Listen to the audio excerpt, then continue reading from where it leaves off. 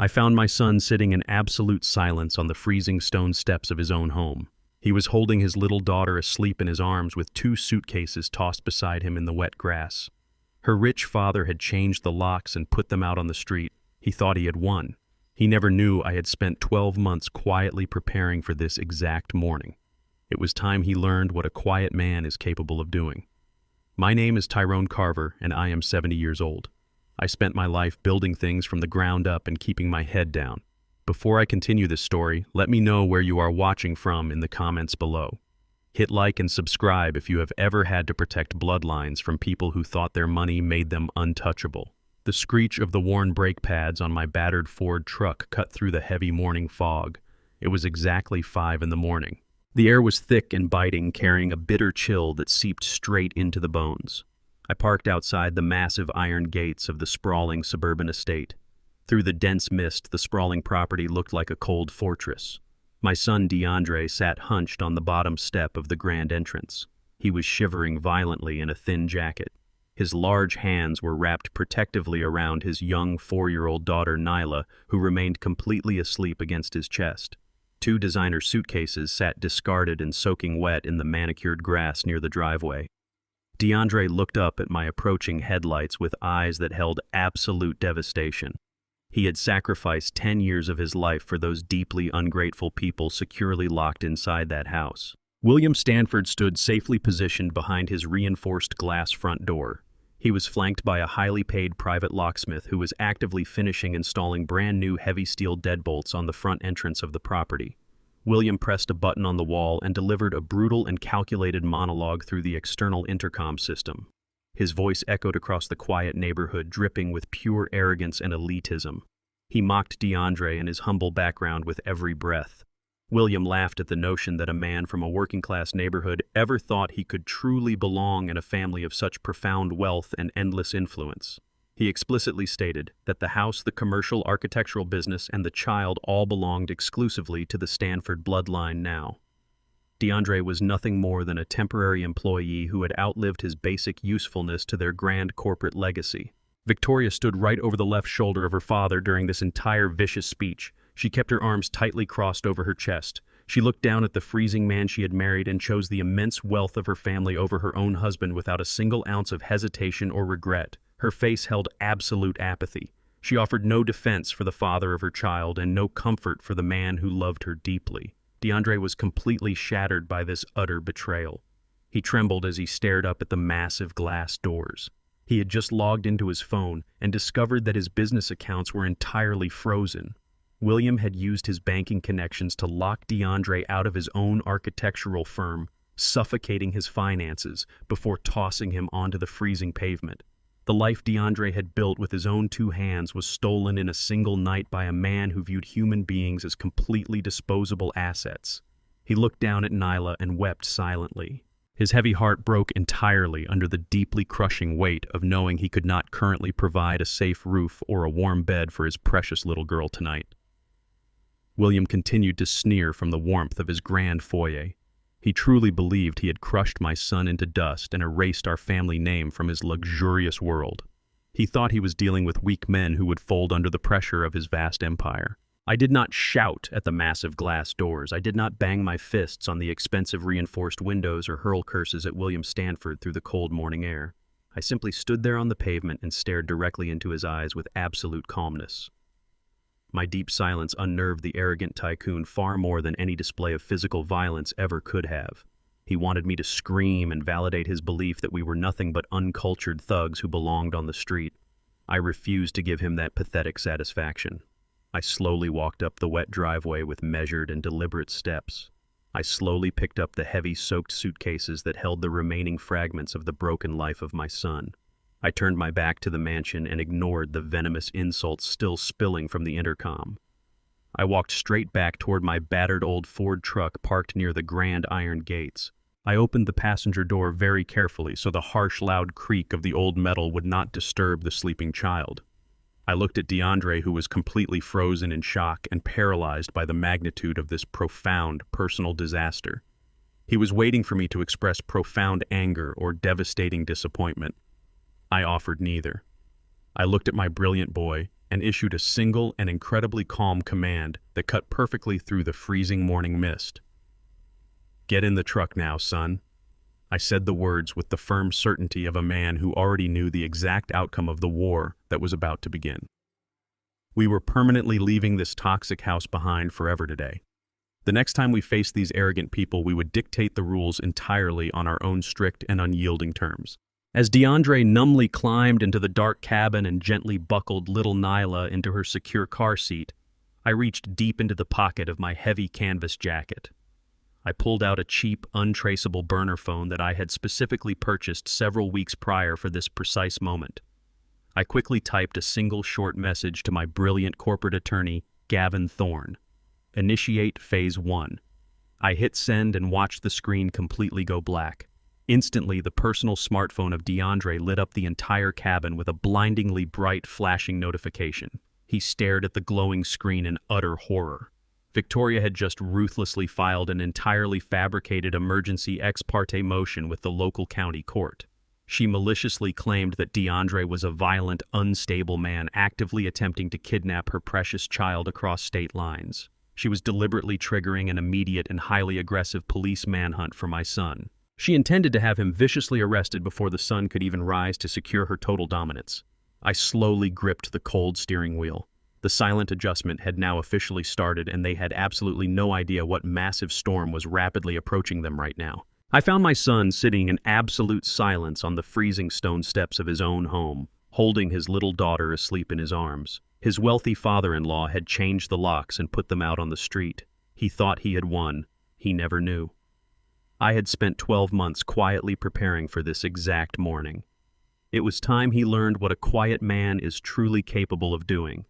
My name is Tyrone Carver, and I am 70 years old. I spent my entire life building things from the ground up and keeping my head down. Before I continue this story, let me know where you are watching from in the comments below. Hit like and subscribe if you have ever had to protect your bloodline from people who thought their money made them untouchable.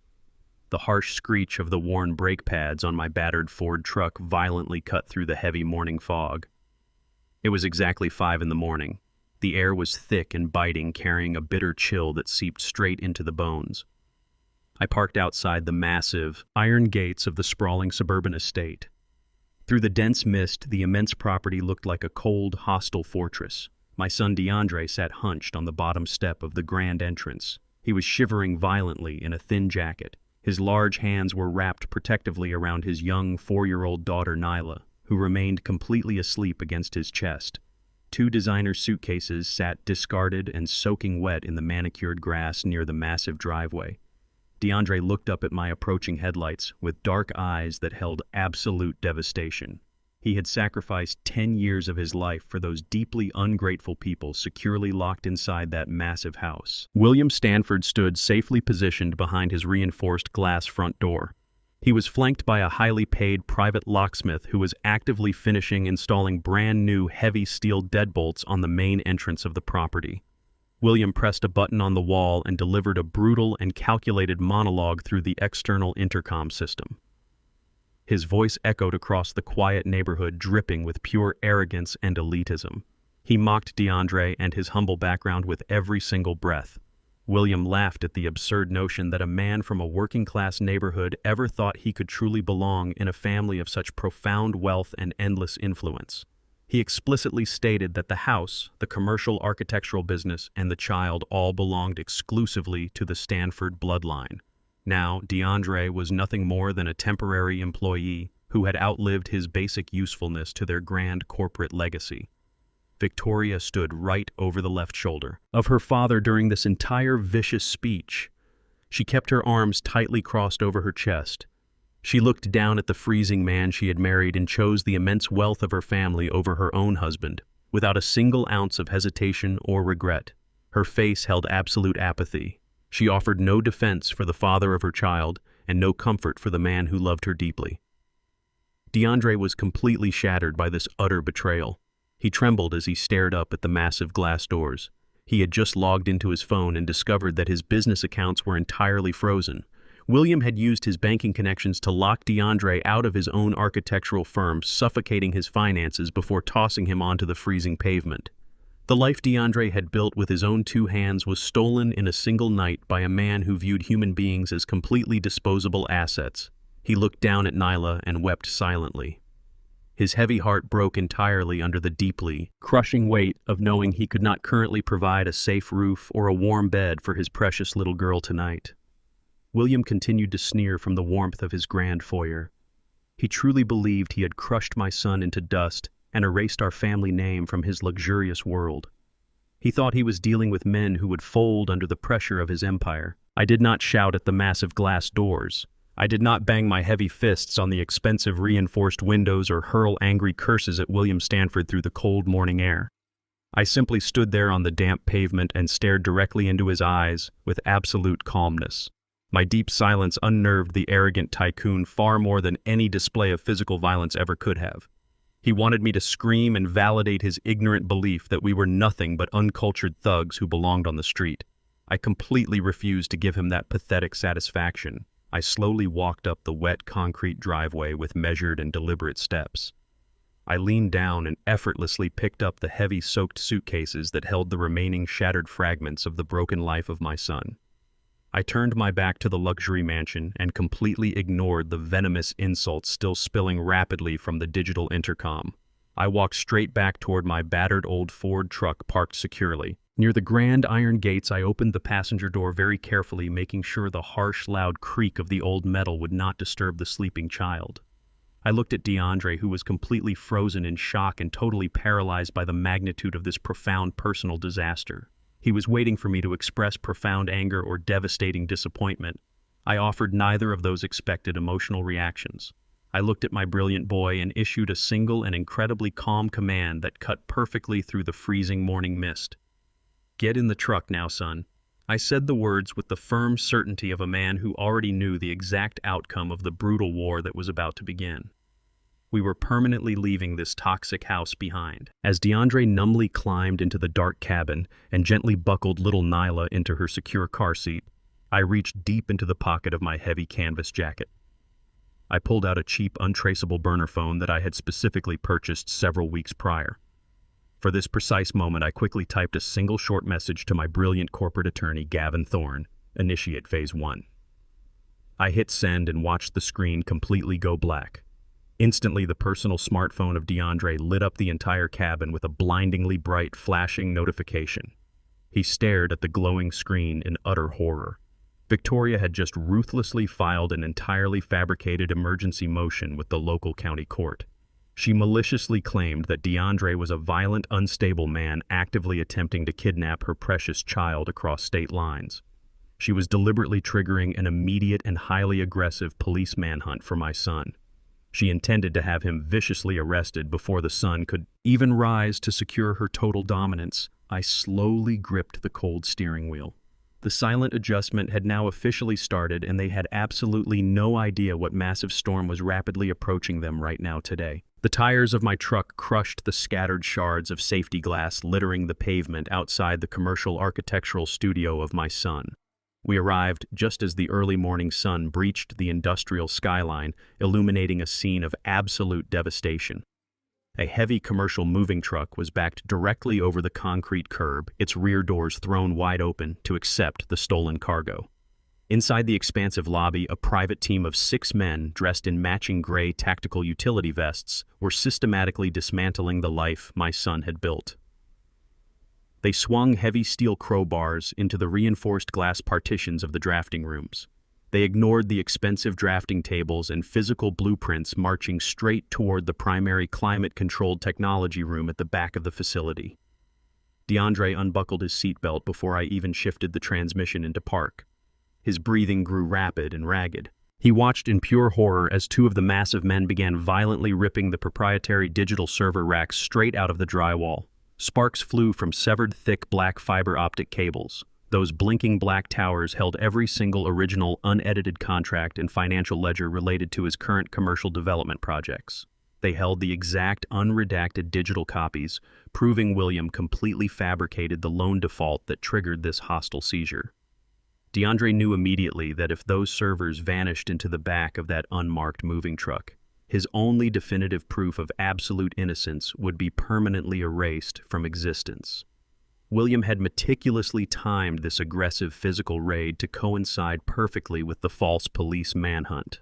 The billionaire wanted to ensure DeAndre was trapped inside a cold jail cell while his corporate mercenaries quietly wiped the digital slate totally clean. DeAndre threw the passenger door open and sprinted blindly toward the shattered entrance. DeAndre lunged toward the broken glass with blind fury, pushing his exhausted body to the absolute limit. He fully intended to physically fight every single one of those massive mercenaries to protect the architectural firm he had built from nothing.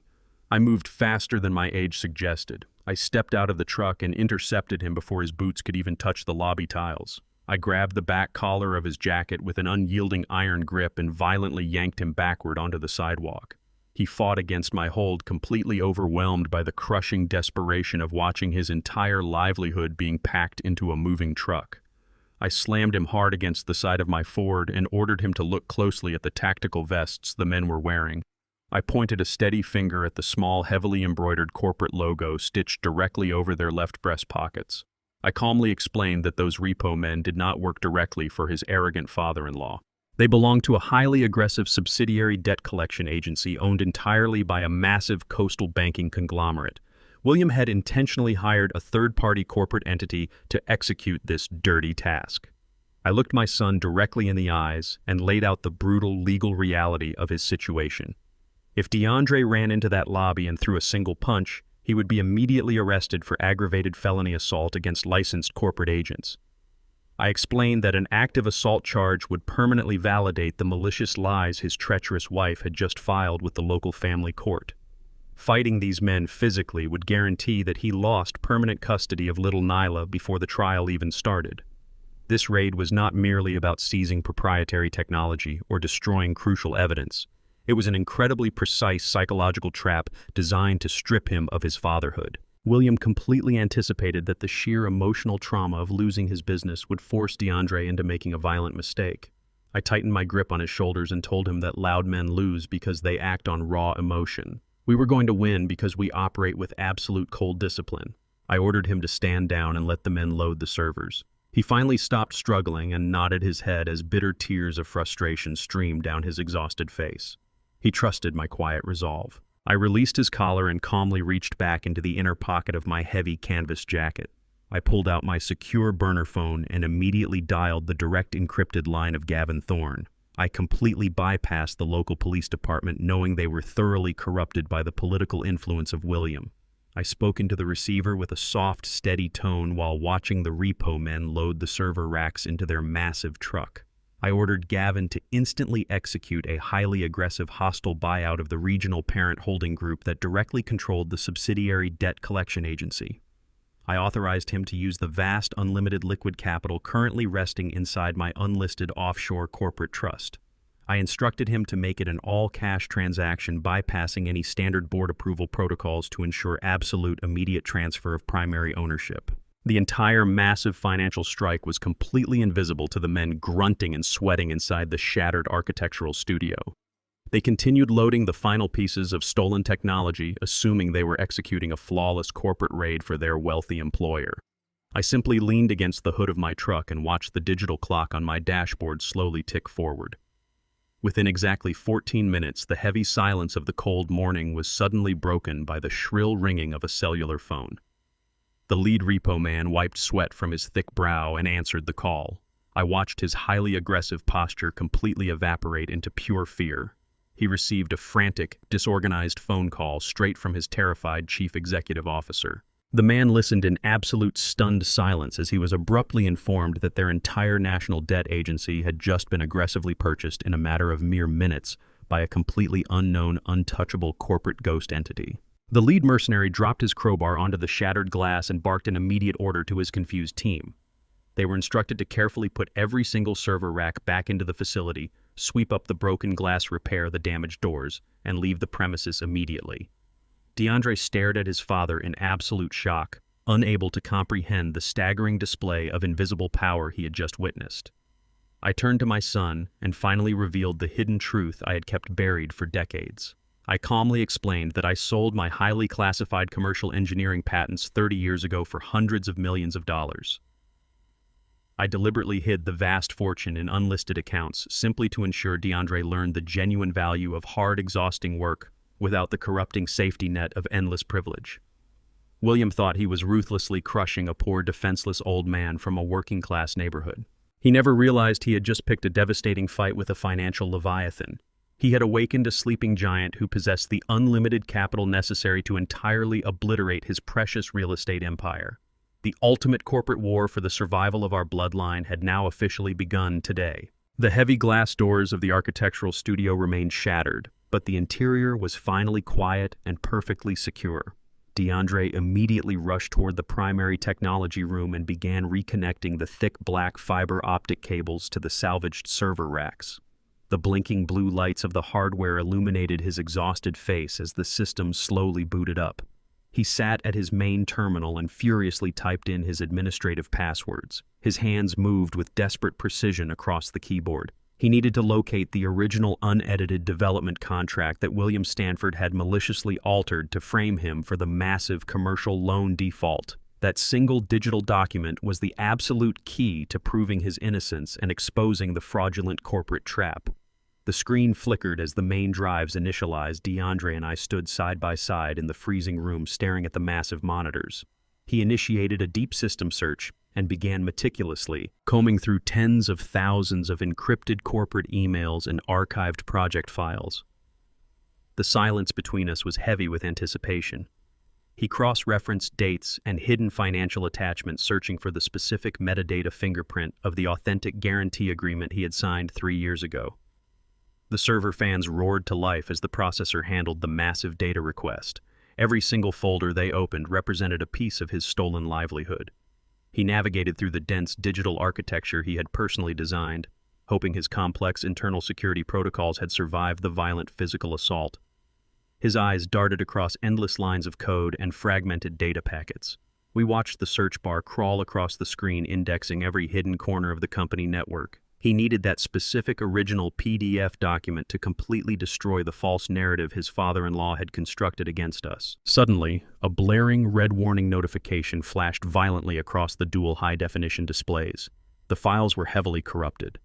William Stanford had maliciously deployed an aggressive remote wipe protocol just seconds before the repo men initially breached the building. My son watched in absolute horror as the active recovery software displayed endless rows of degraded, unreadable data blocks. The precise architectural files he needed to legally clear his name were dissolving into meaningless digital static right in front of his eyes. DeAndre gripped the edge of the heavy desk so tightly his knuckles turned entirely white. He fell into a suffocatingly dark despair, believing the definitive proof of his absolute innocence was permanently erased from existence forever. The brutal reality of his situation crashed down on his exhausted shoulders. Without that specific original contract safely in his hands, DeAndre faced severe and immediate federal indictments for massive corporate embezzlement. This entirely fabricated narrative was perfectly constructed by his ruthless father-in-law to ensure DeAndre would be permanently locked away inside a federal penitentiary. William intended to completely strip my son of his freedom, his career, and his beloved daughter, all in one perfectly orchestrated financial attack. DeAndre buried his face deep into his hands and let out a broken, ragged breath. He had spent 10 grueling years building this prestigious commercial design firm from a single borrowed laptop. He had poured every ounce of his brilliant creative soul into creating a lasting legacy for little Nyla. Now all his monumental efforts were completely reduced to heavily fragmented error codes flashing across a cold screen. He felt completely defeated by the staggering wealth and endless corrupt influence of the Stanford family. The overwhelming stress of the impending federal charges paralyzed him completely. He believed the billionaire tycoon had truly achieved an absolute, flawless victory over his entire life. The terrifying shadow of a lengthy prison sentence loomed heavily over his broken spirit. He looked up at me with deeply hollow eyes, convinced that we had finally lost the war. The digital wipe had successfully eliminated every single trace of the treacherous financial crime William had maliciously committed. My son was now standing directly over an inescapable legal abyss, and he possessed absolutely no weapons left to fight back against the massive incoming storm today, which was deliberately orchestrated to violently destroy his very existence and legacy permanently. without any mercy. I did not share his desperate panic. I remained completely silent and perfectly calm as I reached down to the scuffed floorboards and picked up my heavy canvas tool bag. I placed it gently onto his drafting table and unzipped the main compartment. DeAndre watched me with immense confusion as I bypassed my wrenches and hammers to access a deeply concealed false bottom sewn securely into the thick fabric lining. I reached inside and extracted a pristine, thick, hard-copy financial ledger bound in black leather. I set it firmly onto the glass table directly in front of him. I finally explained that his arrogant father-in-law was completely predictable. I revealed that I had been secretly paying a highly specialized forensic accountant to aggressively audit the Stanford real estate firm for the past 12 months. While William assumed I was just a retired mechanic passing time, I was actually meticulously mapping his entire fraudulent banking structure. I opened the heavy ledger and turned past dozens of heavily annotated pages. I pulled out a perfectly preserved physical copy of the exact unredacted development contract William thought he had successfully destroyed. It contained the authentic, unaltered terms and the undeniable forged signature protocols proving absolutely that William committed massive felony wire fraud. I placed the pristine documents directly into the trembling hands of my son. He stared at the immaculate physical evidence with wide, deeply shocked eyes. The heavy, oppressive darkness in the room instantly evaporated completely.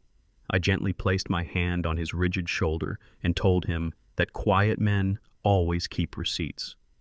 DeAndre realized the profound magnitude of my silent preparation. The digital wipe meant absolutely nothing because we now fully possessed the undeniable physical truth securely in our unyielding grip right here today without any question. Before we could safely deliver this definitive contract directly to the federal prosecutor, a sleek black chauffeured sedan suddenly pulled up outside the shattered glass doors. Diane Stanford stepped elegantly onto the broken pavement wearing an incredibly expensive designer coat. The wealthy mother-in-law moved with a cold, calculated arrogance that mirrored her corrupt husband perfectly. She walked straight into the studio, ignoring the massive destruction completely. She opened her pristine leather handbag and presented a thick manila folder, dropping it onto the glass drafting table. Inside were heavily doctored high-resolution photographs, maliciously fabricated to entirely destroy the professional career and personal character of DeAndre. Diane looked at me with venomous, elite condescension, threatening to release these completely ruinous images to the global press immediately, unless I handed over the original unredacted contract.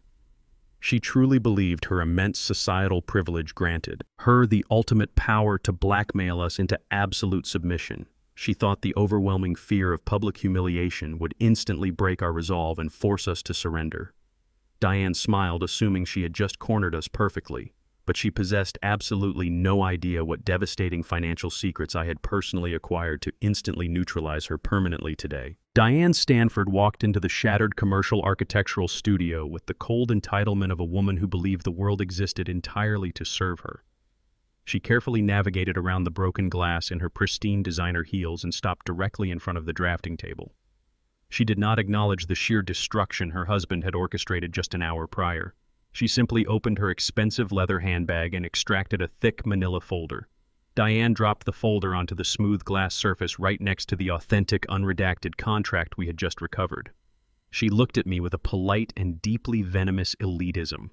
She stated that her powerful family held absolute control over the local and state media narratives. She flipped the folder open with a manicured finger to reveal a series of highly disturbing images. The high-resolution photographs were heavily doctored but incredibly convincing. They maliciously depicted my son DeAndre in manufactured situations of severe domestic aggression and violent instability. Diane smiled a freezing and calculated smile. She explained that she had paid a highly specialized digital manipulation firm to fabricate these career-destroying images specifically as an insurance policy. She looked directly into the exhausted eyes of my son and demanded the immediate total destruction of the authentic loan contract resting on the table. She offered a remarkably simple and brutal ultimatum. If we surrendered the physical ledger and walked away quietly from the architectural firm, she would permanently bury the fabricated photographs. If we refused, she promised to release the images to every major news outlet and social media platform before noon. She spoke with the absolute certainty of an elite aristocrat who had never faced a single genuine consequence in her entire pampered and incredibly sheltered life, up until this very specific moment. Diane continued her vicious psychological assault with a perfectly measured and quiet tone. She detailed exactly how the media conglomerates would eagerly portray DeAndre. She promised to frame him as an unstable and violently aggressive African-American man who buckled under the immense pressure of corporate leadership. She weaponized his race and his background, threatening to feed the most destructive societal stereotypes directly to the hungry public. She guaranteed that once the doctored images began circulating online, the narrative would become permanent and entirely irreversible. She looked around the damaged studio and assured him that no respectable commercial client would ever hire him to design a building again. His professional reputation would be systematically eradicated. He would become an absolute pariah in the architectural industry, completely unable to secure even the most basic employment anywhere. The immense weight of her calculated threats slammed into DeAndre like a physical blow. His breathing became shallow and erratic. His severe anxiety spiked violently as he stared down at the terrifyingly realistic fabricated images of his own face contorted into rage. He felt the terrifying shadow of complete societal ruin closing in around him. He thought of his sweet daughter Nyla and the profound shame these false images would bring to her life as she grew older. The sheer terror of public humiliation paralyzed his rational judgment. He firmly believed Diane possessed the unlimited resources necessary to execute this devastating character assassination flawlessly. DeAndre turned toward me with deep desperation radiating from his exhausted eyes. He placed his trembling hand over the pristine, unredacted contract we had fought so hard to secure. He urged me to immediately surrender the physical ledger to his malicious mother-in-law. He pleaded with me to choose the preservation of our clean family name over the recovery of his stolen business. He argued that no amount of financial justice was worth the permanent destruction of his personal dignity and the future safety of his little girl. He was entirely ready to accept total defeat and walk away from 10 years of grueling architectural labor just to appease the relentless extortion of the Stanford family. Diane crossed her arms and patiently waited for our total submissive compliance. She felt completely certain that her horrific blackmail had utterly broken the proud spirit of my son. She believed she had effectively neutralized any threat of our retaliation forever perfectly without fail. I did not flinch or react to her disgusting theatrical display. I slowly unscrewed the metal cap of my worn steel thermos and poured myself a steaming cup of black coffee, completely unbothered by her elite posturing. Diane narrowed her eyes in profound irritation, expecting me to cower in fear just like my son had done. I took a slow, deliberate sip of the dark liquid, letting the tense silence stretch across the cold room. I gently set the metal cup down on the edge of the drafting table. I reached deeply into the inner chest pocket of my heavy canvas jacket and pulled out a completely different financial dossier bound in thick blue cardboard. I slid the heavy document directly across the smooth glass table until it came to a permanent stop right over her fabricated photographs. I looked the wealthy mother-in-law straight in the eyes and calmly informed her that quiet men audit everything. I explained that my forensic accountant did not just investigate the commercial real estate operations of her husband. We had meticulously audited the primary financial ledgers of the Stanford Family Corporate Charity Foundation. I told her that the thick blue dossier contained absolute, irrefutable proof that she had been secretly embezzling millions of philanthropic dollars for over 7 years. The meticulous banking records clearly demonstrated how she aggressively funneled those stolen charitable donations directly into her own secret unlisted offshore accounts located in the Cayman Islands to fund her lavish hidden lifestyle. The color completely and instantly drained from her perfectly contoured face. Her arrogant posture shattered immediately as she stared down at the undeniable documented proof of her own massive felony financial crimes resting right under her trembling manicured hands, right here, very clearly in front of us all today. I took another slow sip of my hot coffee and calmly informed Diane that the physical folder resting on the table was merely a duplicate copy. I told her that my brilliant corporate attorney Gavin Thorne had already forwarded the entire digital embezzlement dossier directly to the IRS Criminal Investigation Division exactly 1 hour ago. I explained that federal agents were actively preparing to freeze her fraudulent accounts and issue an immediate warrant for her arrest. Diane physically recoiled from the drafting table as if the heavy blue folder had suddenly caught fire. The vicious, predatory woman who had just gleefully threatened to systematically destroy the life of my son suddenly found herself facing decades inside a federal penitentiary. She turned around and fled the shattered architectural studio in sheer absolute terror, stumbling clumsily in her expensive designer heels. She threw herself into the back of her chauffeured sedan and immediately dialed William. She shrieked hysterically into her cell phone, informing the arrogant tycoon that their massive financial crimes had been completely exposed. Her panicked phone call caused William to initiate a desperate emergency transfer of his core liquid assets straight to the Cayman Islands immediately without any delay today. High above the city inside the sprawling glass and steel penthouse office of his corporate headquarters, William Stanford was completely losing his mind. The pristine mahogany desk was covered in scattered financial ledgers and his own trembling hands. He had just received the frantic, deeply hysterical phone call from his terrified wife, Diane. He knew instantly that his massive criminal empire was collapsing rapidly around him. William did not possess the courage to stay and fight the federal government. He operated purely on cowardly greed. He threw himself into his high-backed leather chair and aggressively typed his master administrative credentials into the primary executive computer terminal. His breathing was heavy and ragged, echoing loudly in the completely empty boardroom. He immediately accessed the core operational accounts of his massive real estate conglomerate. He rapidly initiated a massive emergency offshore transfer. He was desperately attempting to wire $80 million of liquid corporate capital directly to a heavily encrypted, untraceable banking account located safely in the Cayman Islands. He intended to completely drain his own company dry and abandon his entire workforce before the federal authorities could secure the building. He watched the digital progress bar initialize on the bright, glowing monitor. He felt a brief surge of arrogant triumph, believing he could simply purchase his way out of this monumental disaster just as he had always done. He wiped the cold sweat from his forehead and waited for the final confirmation screen to appear. He assumed his vast wealth made him entirely untouchable by the law and beyond the reach of any consequence. He stared at the screen, completely convinced his final cowardly escape was totally secured. He thought he had effortlessly outsmarted everyone, including the quiet man from the working-class neighborhood. The computer screen suddenly flashed a stark and blindingly bright red error code directly across the entire center of the massive display monitor. The $80 million transaction was instantly and permanently blocked. The digital prompt demanded absolute executive authorization, but completely rejected his personal security override parameters. William violently slammed his heavy fists onto the mahogany desk, shattering a crystal glass onto the carpeted floor. He snatched his gold-plated desk phone and furiously dialed his elite banking liaisons at the primary coastal financial institution. He screamed directly into the receiver with a completely unhinged volume, demanding an immediate manual override of the blocked offshore wire transfer. He threatened to entirely liquidate his massive corporate accounts and destroy their prestigious banking firm if they did not instantly execute his command. The senior bank manager on the other end of the line did not cower or apologize. The banker spoke with the profoundly cold and detached professional tone, informing the enraged tycoon that his hands were completely tied. The manager explicitly stated that a very powerful federal judge had officially placed a total hard freeze on every single corporate and personal account linked to the Stanford name. William felt the blood completely drain from his face as he listened to the terrifying explanation.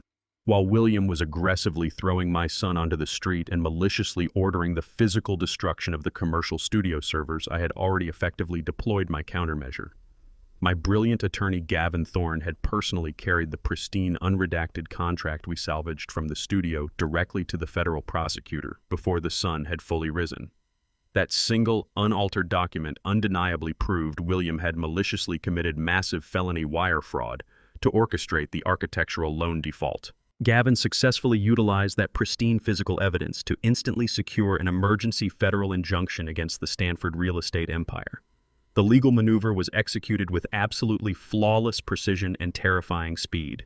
The impenetrable financial wall William had spent his entire life building was completely obliterated in a matter of seconds. He was now permanently locked out of his own massive fortune. The invincible shield of extreme wealth he always relied upon to avoid justice was entirely shattered into pieces today. He was totally and completely trapped inside his incredibly lavish penthouse office without any viable or realistic exit strategy ever remaining to successfully save his rapidly collapsing corrupt legacy. William hung up the gold-plated desk phone and stared blankly at the dark screen of his computer monitor, entirely paralyzed by the sudden devastating reality of his new existence. He slowly realized that his entire massive financial empire was now completely and irrevocably frozen. Without any access to his primary liquid capital, he absolutely could not pay his thousands of commercial contractors. He could not cover the exorbitant retainer fees for his aggressive corporate lawyers. He could not even process the basic weekly payroll for the heavily armed private security teams currently guarding his numerous residential estates. The invincible, arrogant tycoon was suddenly effectively bankrupt in the span of a single morning.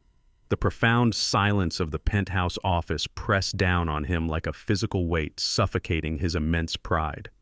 For decades, he had mercilessly destroyed the honest lives of hard-working people like my son, without ever facing a single consequence. He believed his vast money entirely insulated him from the laws of ordinary men. Now he was experiencing the absolute terror of total financial vulnerability for the very first time. His deep-seated arrogance instantly evaporated, twisting violently into a blinding and chaotic panic. He stumbled backward away from the massive mahogany desk, knocking over a heavy bronze sculpture. He gasped for air, feeling the invisible walls of the federal indictment rapidly closing in around him. He desperately needed untraceable hard cash to safely escape the country before the authorities arrived. But every single avenue was perfectly blocked by my unyielding legal maneuvering. The man who had viciously kicked my son out into the freezing morning mist was now the one left completely exposed and entirely defenseless. He finally understood the truly devastating caliber of the quiet man he had foolishly chosen to cross right here today. Meanwhile, across town, Victoria Stanford was actively browsing the racks of an incredibly exclusive luxury boutique. She casually handed her black titanium credit card to the nervous cashier to purchase a heavily overpriced designer handbag. The digital payment terminal beeped loudly, rejecting the transaction entirely. The cashier awkwardly informed Victoria that every single card tied to her name was actively declining. Victoria snatched her phone and checked her mobile banking application, discovering that her limitless trust fund was completely locked. The horrifying realization hit her instantly. Her arrogant father had suddenly lost all his immense wealth. Her entire perfectly sheltered existence had just vanished into thin air. Without a single dollar to her name, she desperately sprinted out of the store and drove her sports car directly back to the architectural studio. She aggressively burst through the shattered glass doors with mascara running down her pale cheeks. Victoria dropped forcefully to her knees onto the hard floor directly in front of DeAndre. She began weeping hysterically and begging him for total forgiveness. She looked up at her husband with desperate eyes, maliciously claiming she was nothing more than an innocent, helpless victim of her father and his ruthless manipulation today. Victoria Stanford dropped forcefully to her knees onto the hard floor directly in front of DeAndre inside the shattered architectural studio. She immediately initiated a flawless display of calculated victimhood.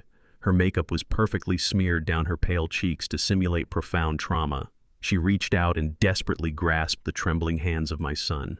She began weeping profusely, echoing loud, agonizing sobs throughout the empty lobby.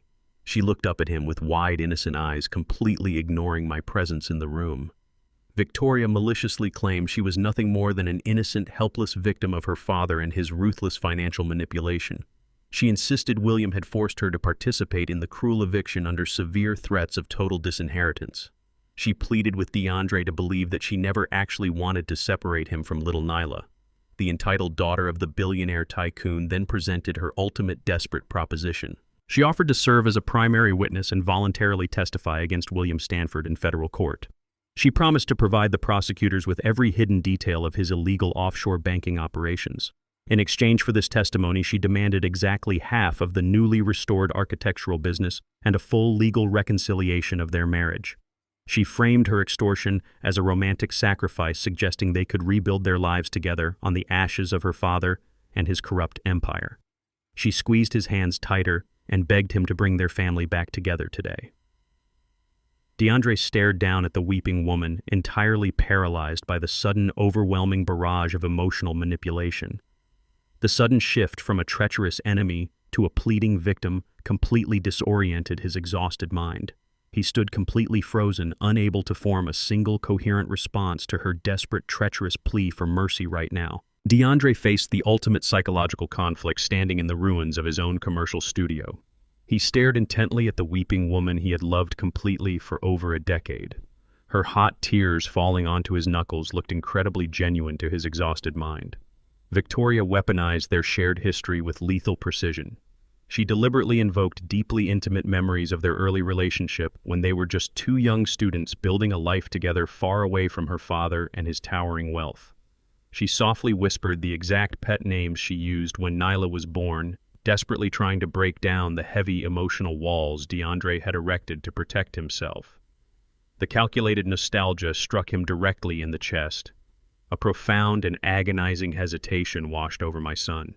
He remembered the fierce promises they made to each other at the altar. The lingering, deep-seated attachment to his wife violently clashed with the brutal, terrifying reality of her recent betrayal. He looked at her trembling shoulders and genuinely considered accepting her treacherous deal. The overwhelming desire to permanently reunite his precious daughter with her mother clouded his usually sharp, rational judgment. He desperately wanted to believe that William was the sole architect of their misery, and that Victoria was merely a pawn trapped in a rich man's cruel game. He thought about the immense strategic advantage her testimony would provide against the Stanford Empire in federal court. Having the daughter of the tycoon publicly detail the offshore fraud would guarantee a permanent, effortless victory without requiring a drawn-out legal war. The temptation to simply end the conflict and repair his shattered family unit was incredibly powerful. He imagined bringing Victoria back into their home and pretending the horrific morning eviction never actually happened. The emotional poison of the Stanford family was actively attempting to reinfect his life through the incredibly convincing performance of a desperate woman. DeAndre felt his rigid spine begin to soften under the heavy weight of her manufactured tears. He closed his eyes and inhaled a sharp, ragged breath, fighting a massive internal war between his broken heart and his clear, logical mind. He slowly opened his mouth and looked down at the pathetic woman kneeling on the shattered glass floor, preparing to offer her the very unconditional forgiveness she absolutely did not ever deserve to receive from him under any possible circumstances today, right now. DeAndre stopped speaking and looked up directly into my eyes across the destroyed commercial studio. I remained completely silent, sitting on a heavy stool near the broken doorway. I offered no verbal guidance and absolutely no emotional direction for my son. I simply watched him with a steady, unyielding gaze, forcing him to forge his own unbreakable spine in this critical moment. DeAndre needed to learn how to sever a diseased limb to save the healthy body. He stared at my calm posture, and the utter clarity of my silent resolve instantly pierced through his thick fog of emotional manipulation.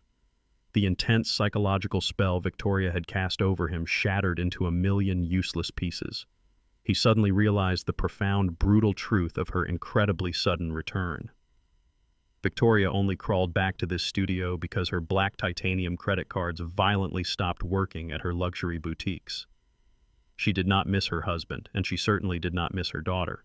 She merely missed the endless security of extreme wealth that she assumed DeAndre was about to legally inherit from my unlisted offshore trust. DeAndre channeled my quiet, formidable power and physically stepped back away from her trembling grasp. He let her manicured hands fall completely flat onto the dirty concrete floor. He stood incredibly tall, adjusting his jacket with absolute and entirely cold detachment. He completely rejected her incredibly treacherous offer with a perfectly steady and commanding voice. He told the desperately weeping woman that she was now absolutely nothing more than a complete and total stranger to his entire family bloodline. He ordered Victoria to leave his commercial property immediately and never return to his life under any circumstances forever. The absolute finality of his severe rejection echoed perfectly across the entire room, cementing his total independence today. The desperate tears streaming down the face of Victoria Stanford vanished instantly, replaced by an incredibly chilling and entirely vindictive rage. Her innocent facade dissolved completely, revealing the vicious entitlement underneath. She stood up from the floor and aggressively pulled a thick legal document directly from her expensive designer purse. She held the stamped paper up high and grinned with pure malice. Victoria revealed that exactly 2 hours before our federal injunction froze the corporate accounts, she had successfully executed one final malicious financial maneuver. She had legally and officially placed an aggressive commercial construction lien directly on the sacred land where my childhood church still stands.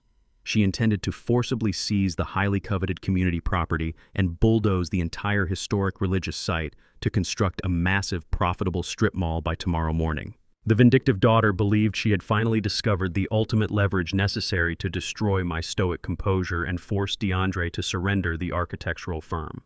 She completely miscalculated the profound depth of my silent retaliation because my own legal maneuvering had already targeted the very roof over her entitled head, making her entire extortion attempt entirely worthless right now at this exact moment in time today. The cold marble floors of the municipal city zoning office echoed with the sharp footsteps of my son and I as we pushed through the heavy oak doors the very next morning.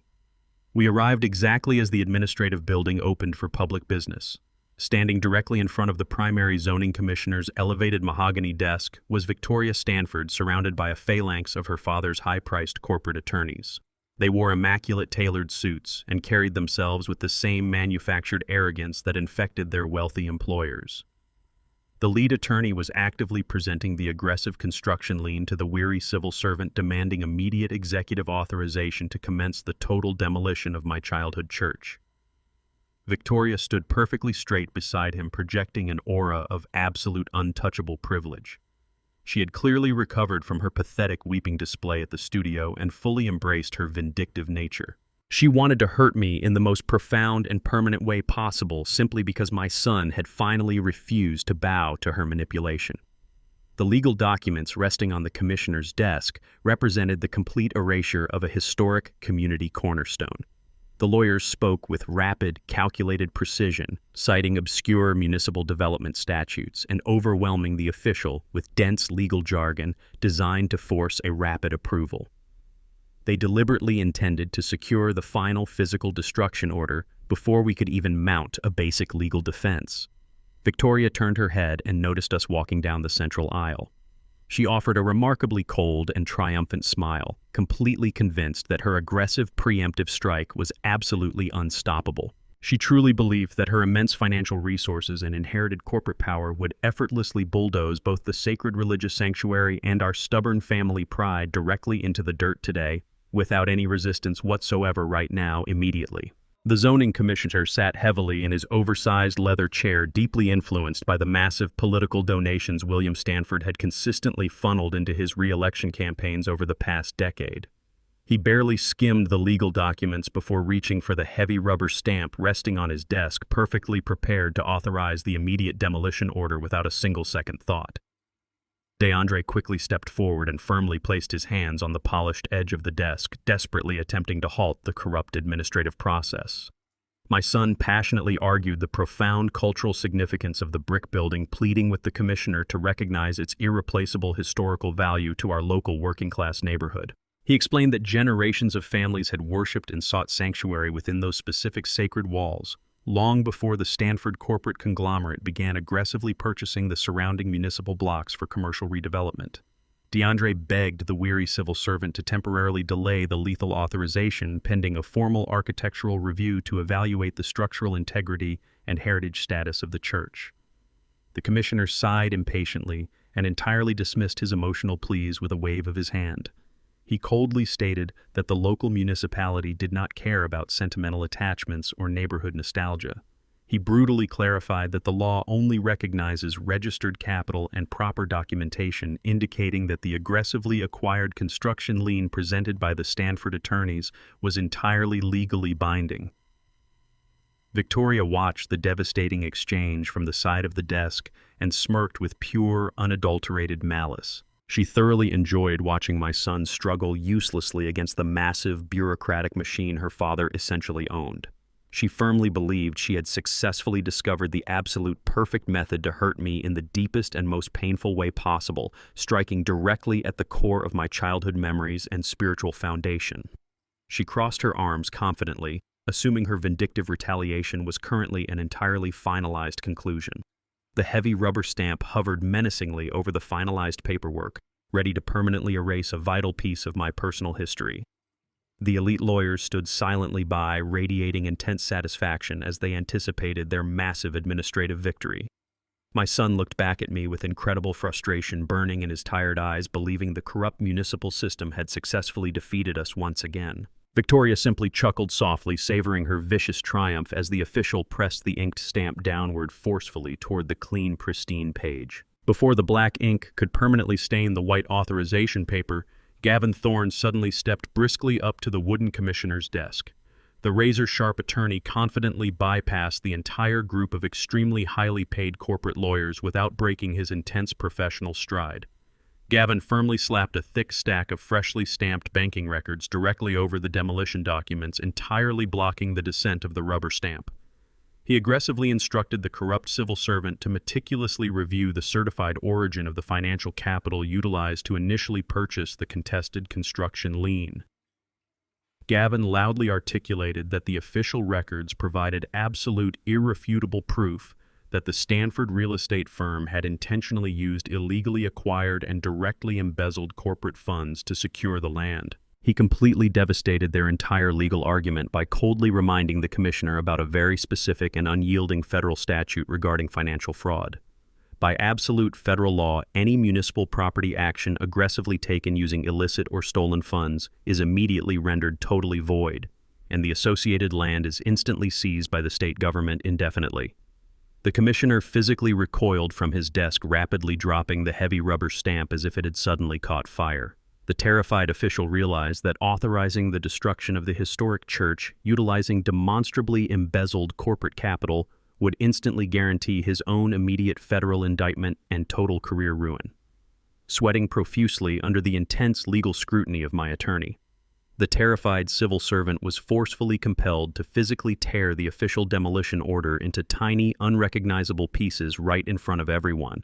The elite Stanford lawyers stood completely paralyzed in absolute stunned silence, totally unable to counter the flawless federal trap Gavin had perfectly orchestrated to legally protect my sacred community cornerstone forever, right here and today, perfectly securely right now, immediately. Gavin Thorne definitely did not permanently stop his aggressive legal counterattack there at the local zoning desk.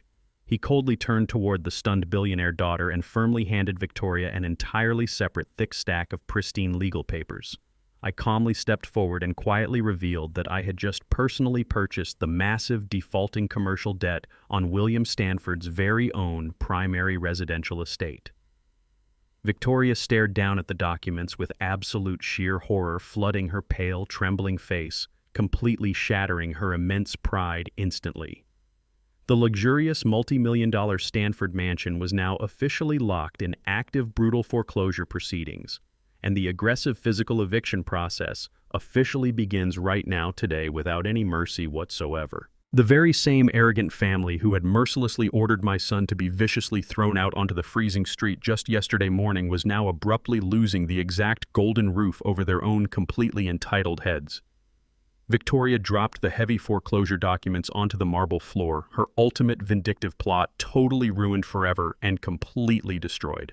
She finally realized my quiet wrath was utterly inescapable and entirely absolute, ensuring our family survived their incredible treachery permanently without fail right here and now today. William and his frantic daughter Victoria sped their sleek silver sports car violently through the exclusive residential streets of their gated community. The tires screeched against the pristine black asphalt as Victoria slammed the brakes directly in front of the towering wrought iron gates of their sprawling suburban mansion.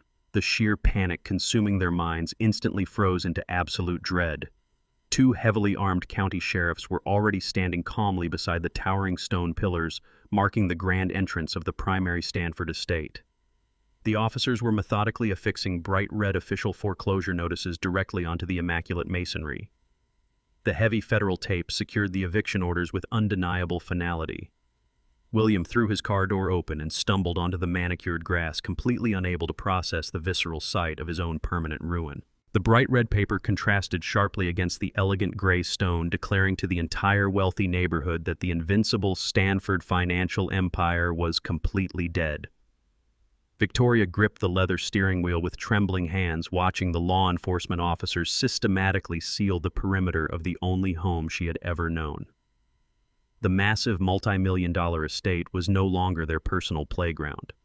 It now belonged entirely to the quiet working-class man they had foolishly attempted to destroy. The sheriffs operated with absolute cold efficiency, ignoring the expensive vehicles and the prestigious address entirely. They secured the heavy iron gates shut with a thick industrial steel chain and a heavy brass padlock, loudly locking the billionaire out of his own fortress. William stared at the heavy chain with wide, terrified eyes. His breathing became incredibly shallow and erratic as the absolute reality of his complete financial obliteration finally crashed down upon his heavy shoulders right here today, permanently, without any mercy left for him. William suffered a complete and total narcissistic collapse right on the manicured lawn of his seized property. He fundamentally could not fathom that a quiet, retired African-American man driving an old Ford truck had flawlessly outmaneuvered his entire billion-dollar legacy. His fragile ego violently shattered into jagged pieces as the profound humiliation burned through his veins. For 40 years, he had effortlessly crushed ordinary citizens beneath his expensive boots without ever facing a single consequence. He truly believed his massive wealth elevated him above the fundamental laws of society. Now he was standing entirely powerless outside the very gates he had built to keep the working class away. The terrifying reality of his absolute defeat triggered a volatile and dangerous psychological breakdown. William aggressively lunged toward the iron perimeter, screaming viciously at the calm county sheriffs with a completely unhinged volume. He arrogantly claimed that he personally owned the entire city infrastructure and directly funded their municipal salaries. He demanded they immediately remove the federal foreclosure notices, threatening to systematically destroy their humble careers and bankrupt their families if they dared to defy his elite commands. The uniformed officers completely ignored his frantic wealthy tantrums, maintaining their stoic professional composure as they continued documenting the property seizure. The distinct lack of total submissive obedience from the public servants pushed the corrupt billionaire straight over the mental edge. William entirely lost control of his basic rational faculties. His face turned bright purple with suffocating fury as he blindly charged forward. In a fit of pure, reckless, elitist rage, he raised his trembling hands and physically shoved one of the heavily armed officers directly in the center of his protective vest. He desperately tried to rip the bright red eviction document straight off the elegant stone pillar, violently screaming that his private residential sanctuary was completely untouchable. He foolishly assumed the badge-wearing men would simply absorb his violent physical assault without retaliation because of his immense corporate stature. William forgot that extreme capital no longer shielded his aggressive actions, and this single arrogant, violent mistake instantly transformed his massive civil financial ruin into a severe state criminal offense, sealing his incredibly dark permanent fate right here on the very street he once proudly dominated without any hesitation or mercy. Today, in the bright morning sunlight, permanently securing his utter complete social destruction, completely, forever, without question, perfectly securely now. The heavily armed sheriff reacted instantly to the aggressive, unprovoked physical assault without a single ounce of hesitation. He aggressively grabbed the expensive lapels of William Stanford and violently tackled the furious billionaire directly onto the hard concrete pavement. The breathtaking illusion of the untouchable corporate elite was entirely shattered on the cold, abrasive driveway. William gasped for air as his cheek was pressed roughly against the dirty ground.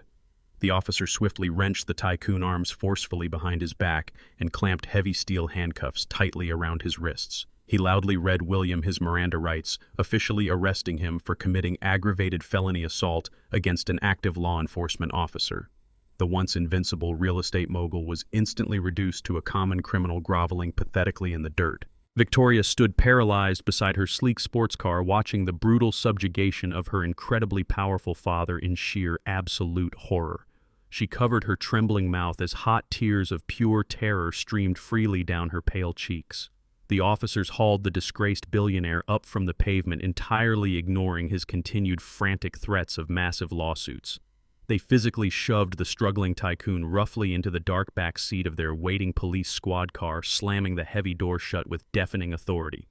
Victoria realized her father could no longer protect her from the devastating consequences of their boundless cruelty. His staggering wealth was entirely frozen, and his physical freedom was now completely revoked. The impenetrable Stanford dynasty was finally and completely dead forever, ensuring our absolute total victory without any mercy. right here today, permanently, securely ending their incredibly long, dark reign of absolute corporate terror completely, perfectly, flawlessly right now, forever securing our incredible, absolute, unyielding family triumph, forever without fail, completely, flawlessly, securely now ending the corrupt dynasty today. The second armed sheriff approached the petrified billionaire daughter with absolute, uncompromising authority. He coldly informed Victoria that she possessed exactly 1 single hour to frantically pack her personal belongings and permanently vacate the seized premises. Victoria stared blankly at the massive padlocked gates, entirely shattered by her new destitute reality. With absolutely no money remaining in her frozen accounts, no luxurious home to provide shelter, and absolutely no powerful family left to rely upon for survival, she snapped.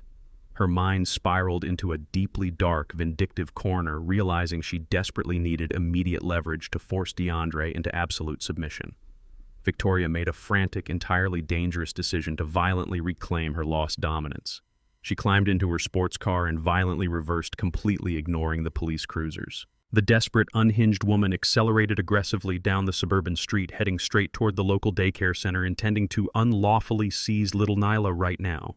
She intended to physically kidnap her own innocent daughter, utilizing the terrified child as the ultimate vicious hostage, perfectly ensuring her own malicious survival today without any hesitation, perfectly flawlessly destroying our peace forever, starting an entirely new, incredible war, completely, securely, and totally immediately right now today. Victoria slammed her luxury sports car onto the pristine curb outside the prestigious Early Childhood Academy and sprinted toward the entrance. She burst through the heavy glass doors of the high-end daycare facility with wild, desperate eyes and disheveled hair. Her expensive designer heels clicked frantically against the polished hardwood floor as she rushed directly toward the pristine reception desk. A young administrative attendant looked up in sudden alarm as the frantic billionaire daughter slammed her hands onto the polished granite counter. Victoria immediately launched into a flawless display of manufactured hysteria, perfectly calculated to manipulate the inexperienced staff member. She breathlessly claimed that a catastrophic family emergency had just occurred involving her father.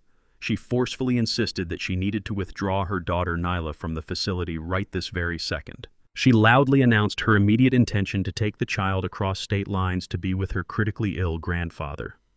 The young receptionist blinked in sheer confusion and reflexively reached for the standard security checkout protocols. Victoria did not allow the frightened woman a single second to process the chaotic situation or review the authorized pickup registry.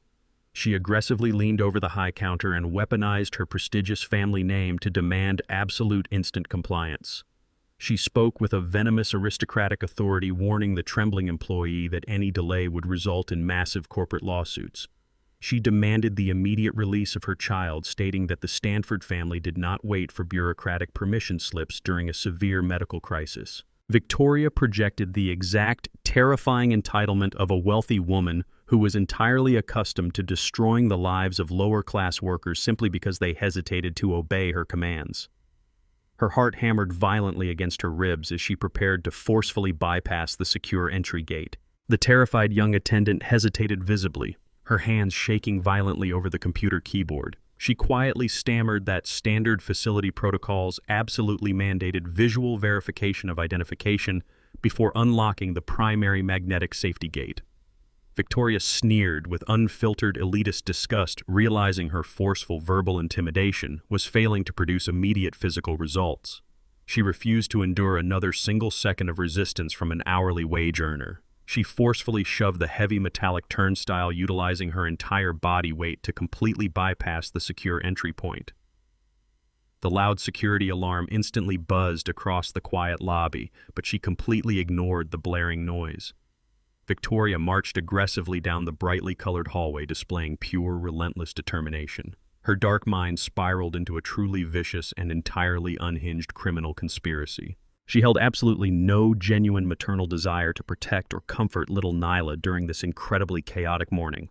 Her sole intention was to forcefully kidnap her own innocent daughter right out of the building.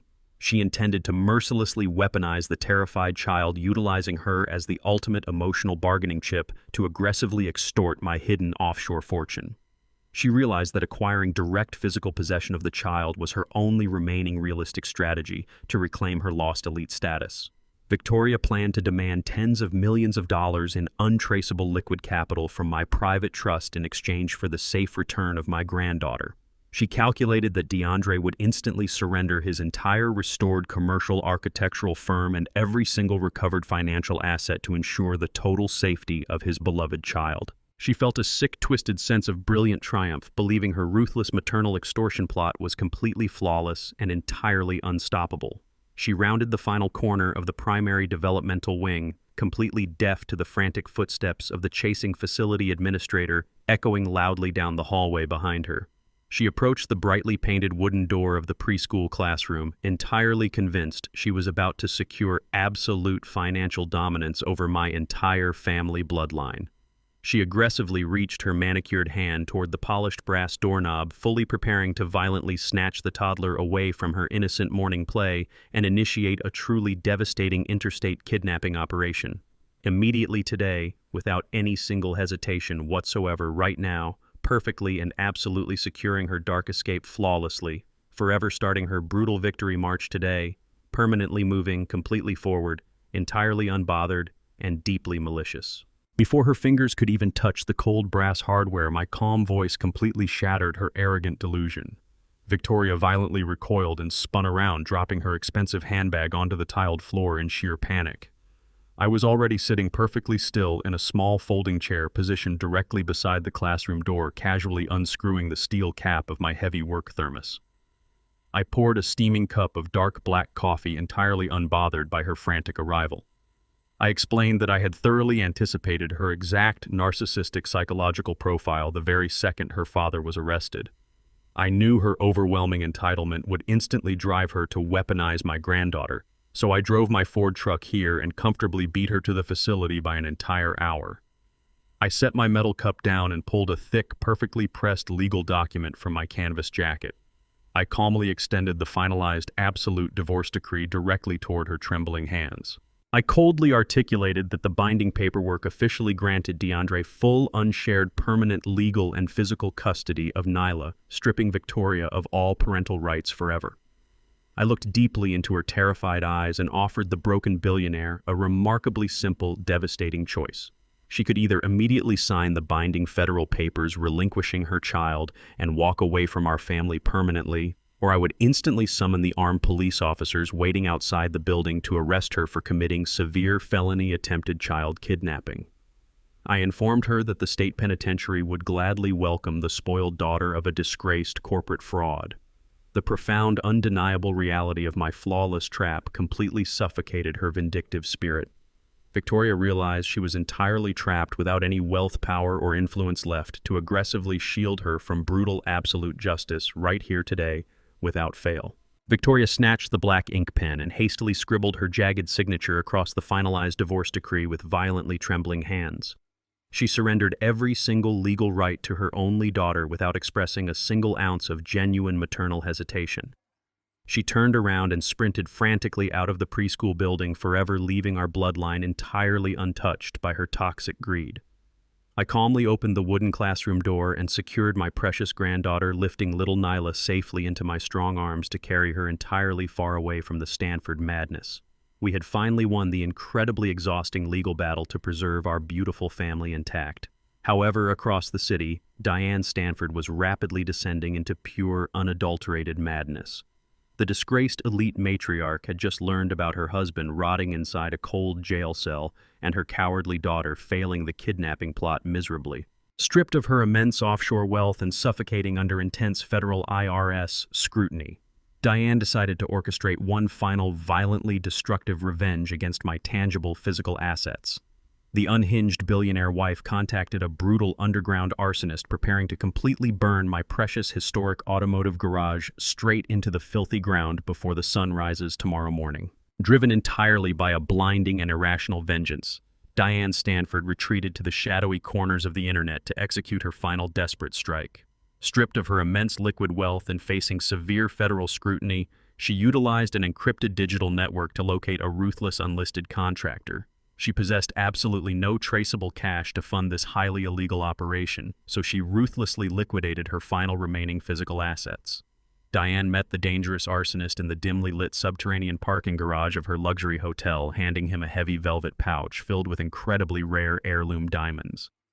She explicitly instructed the violent mercenary to completely incinerate my primary industrial warehouse before the morning sun could rise. Diane operated under the deeply flawed assumption that this specific, heavily fortified brick building currently housed my entire irreplaceable collection of classic restored automobiles. She firmly believed the vast facility also contained the pristine original blueprints and absolute physical archives of my highly lucrative commercial engineering patents. Her profoundly vindictive mind craved the absolute total destruction of my tangible legacy to violently compensate for the total collapse of her husband and his precious corporate empire. She wanted to inflict the exact same suffocating despair she felt when the federal agents completely seized her fraudulent offshore bank accounts earlier today. Diane demanded a massive, uncontrollable inferno that would leave absolutely nothing but blackened ash and melted steel in its wake. She watched the ruthless contractor slip the velvet pouch of diamonds into his dark jacket, completely convinced she had just successfully orchestrated a masterstroke of fiery retaliation. Her fractured aristocratic pride desperately needed to watch my world burn to the ground. She returned to her lavish penthouse suite, poured a glass of expensive wine, and eagerly awaited the glorious, chaotic news of my total, absolute ruin. In the absolute dead of night, the deeply shadowed streets surrounding the sprawling industrial district remained perfectly silent. The heavily armed contractor moved with lethal precision, slipping completely undetected past the primary reinforced steel gates of the massive brick warehouse. He carried 2 heavy industrial containers filled entirely with highly flammable chemical accelerant. He deliberately hugged the dark exterior walls, carefully avoiding the sweeping beams of the mechanical security cameras, rotating slowly above his head. He methodically unsealed the heavy red plastic containers and aggressively poured a thick, continuous trail of potent gasoline directly against the dry, structural foundation of the massive facility. The overwhelming noxious fumes of the lethal chemical liquid instantly saturated the freezing night air. He worked with the frightening efficiency of a seasoned criminal, completely indifferent to the catastrophic collateral damage this violent inferno would inevitably cause tonight. He knew absolutely well that a building of this colossal magnitude required an intense and incredibly rapid ignition sequence to guarantee total structural failure before emergency response teams could eventually arrive. However, this malicious corporate sabotage was no longer merely a destructive financial assault upon my personal physical property. The sprawling brick warehouse was actively occupied. 2 innocent, unarmed night watchmen were currently stationed inside the main administrative office, diligently reviewing inventory logs near the rear loading docks. A massive, uncontrolled fire, aggressively ignited along the primary structural exits, would rapidly trap both oblivious men inside the burning inferno. Diane Stanford had carelessly escalated our meticulously calculated financial war into a genuinely deadly physical confrontation. Her arrogant, absolute refusal to accept her husband facing federal prison had entirely blinded her to the horrifying reality of committing premeditated double homicide today. The ruthless mercenary tossed the empty red plastic containers into the dense surrounding brush, completely unbothered by the human lives currently resting inside the targeted building.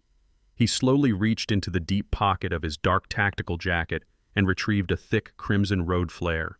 He gripped the textured cardboard firmly in his gloved hand, preparing to forcefully strike the chemical ignition cap against the rough pavement. He fully intended to hurl the blindingly hot, sparking flare directly into the thick river of concentrated gasoline pooling around the wooden loading doors. The devastating spark would instantly trigger a massive, unstoppable wave of destructive fire, permanently incinerating my supposed legacy and actively killing 2 completely innocent men right now, before the violent contractor could forcefully strike the crimson ignition cap against the rough asphalt. Massive industrial floodlights suddenly erupted from every single direction. The blindingly bright illumination instantly completely blinded the terrified arsonist, forcing him to drop the unlit flare directly onto the cold pavement. He instinctively raised his gloved hands to shield his burning eyes, but my highly trained private security team had already flawlessly executed their perimeter breach. 6 heavily armed tactical professionals aggressively surrounded the frozen mercenary, completely neutralizing his hostile threat within absolute seconds. I slowly stepped out from the dense, dark shadows of the adjacent alleyway, stepping firmly onto the gasoline-soaked concrete. I looked at the heavily breathing criminal and calmly instructed my men to secure his hands. I turned my gaze toward the towering brick structure and softly chuckled at the incredible predictability of entitled billionaires. I calmly revealed to the paralyzed mercenary that the massive industrial warehouse standing behind him was completely and entirely empty.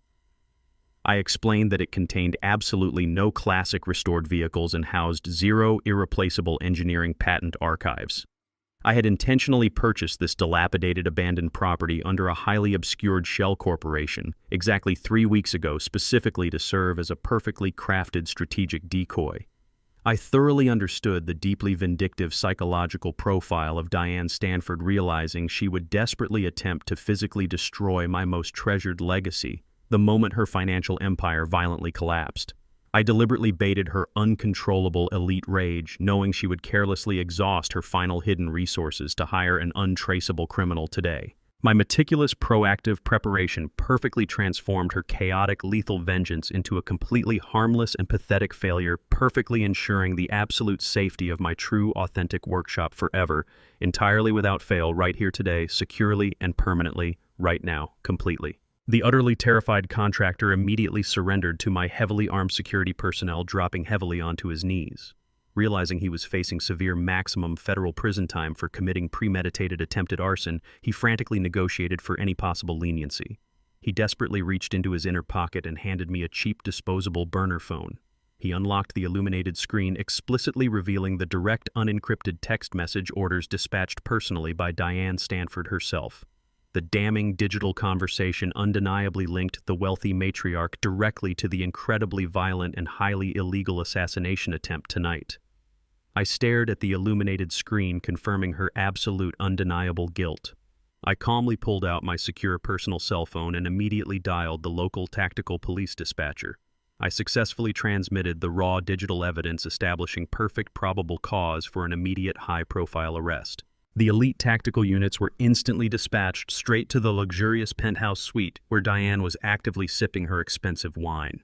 The incredibly arrogant billionaire wife was completely unprepared for the heavily armed officers aggressively breaching her secure hotel door to arrest her for massive federal conspiracy, permanently destroying her entitled life forever, perfectly today, without fail, completely securely, right now, unconditionally today. The harsh fluorescent lighting of the federal courthouse perfectly highlighted the absolute ruin of William Stanford the very next morning. He stood rigidly before the elevated mahogany bench of the federal magistrate, completely stripped of his usual immaculate corporate armor. Instead of his custom Italian suits, the disgraced billionaire was forced to wear a severely wrinkled and entirely degrading Orange County Jail uniform. The coarse fabric hung awkwardly from his trembling shoulders, emphasizing his sudden rapid fall from absolute power. His wrists were secured tightly with heavy steel chains that clinked loudly against the polished wooden defense table every single time he shifted his weight. Despite his genuinely pathetic and incredibly exhausted physical appearance, his massive ego remained entirely unbroken. He completely expected his ridiculously expensive criminal defense attorney to effortlessly secure his immediate release before noon.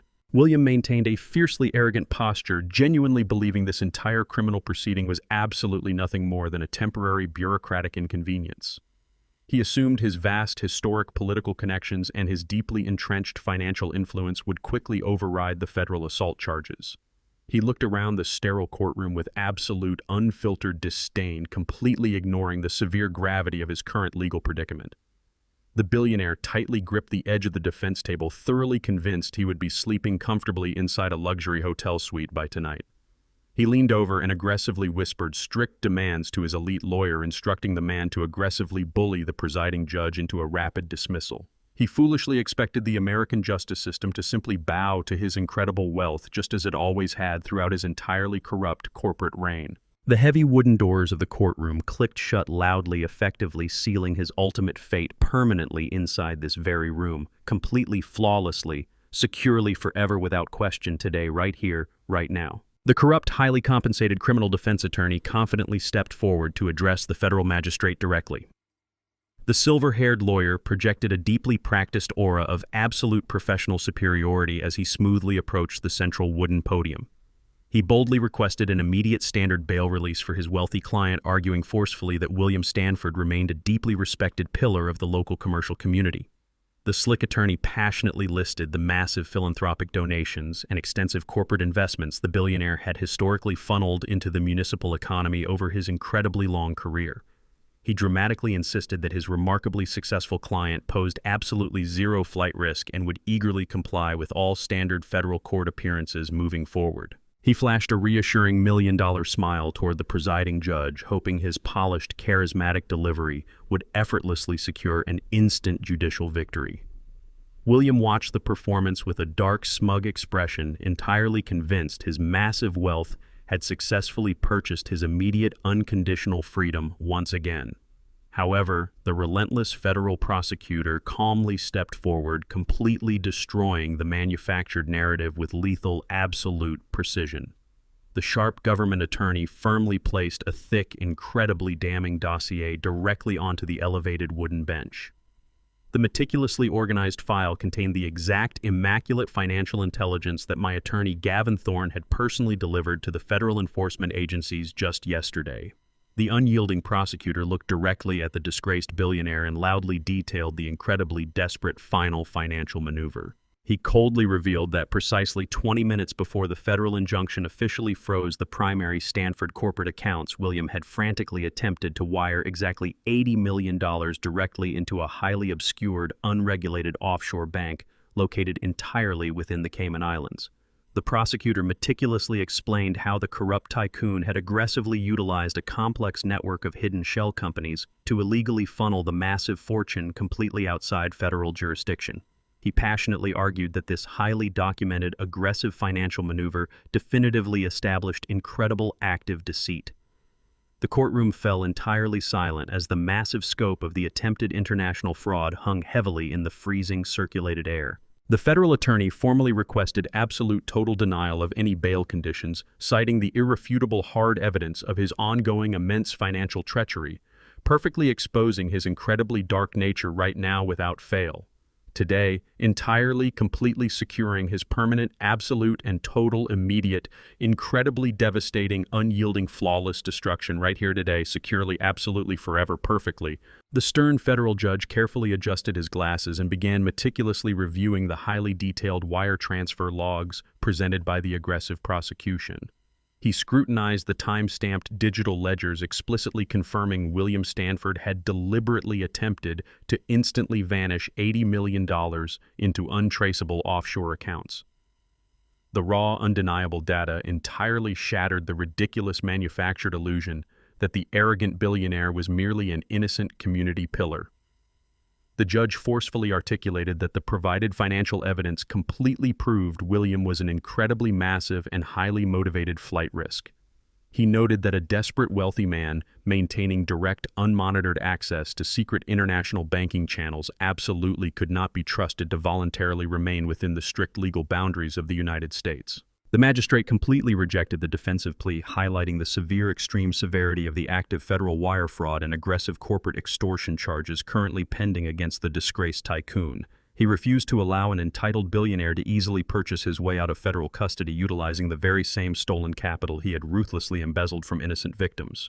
With absolute, unwavering legal authority, the judge raised his heavy wooden gavel and slammed it forcefully against the sounding block, explicitly and completely outright denying bail.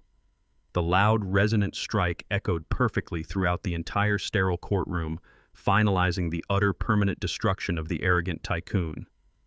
The judge loudly ordered that William Stanford be immediately remanded straight to the harsh concrete cells of the local county jail to await his impending massive federal trial. The once incredibly untouchable billionaire was now officially permanently locked inside the ruthless, merciless gears of the absolute justice system entirely without any remaining hope. He was fully doomed to wait behind cold iron bars completely, flawlessly, perfectly, absolutely, entirely, securely forever today, without fail, right very now. Two burly armed federal bailiffs aggressively grabbed William Stanford by his trembling shoulders and physically dragged him out of the sterile courtroom. The fully disgraced billionaire completely lost his remaining composure, violently thrashing against their absolute iron grip. He began viciously screaming completely unhinged, furious threats directly at DeAndre, who was sitting perfectly calmly in the wooden public gallery. My son remained completely silent, offering absolutely no emotional reaction as he watched the screaming tyrant being forcefully hauled through the heavy swinging doors toward his dark, miserable concrete cell. The incredibly pathetic display perfectly confirmed his total, devastating victory over the corrupt corporate monster today. DeAndre smiled softly, realizing the massive billion-dollar Stanford empire was finally completely headless and entirely defenseless.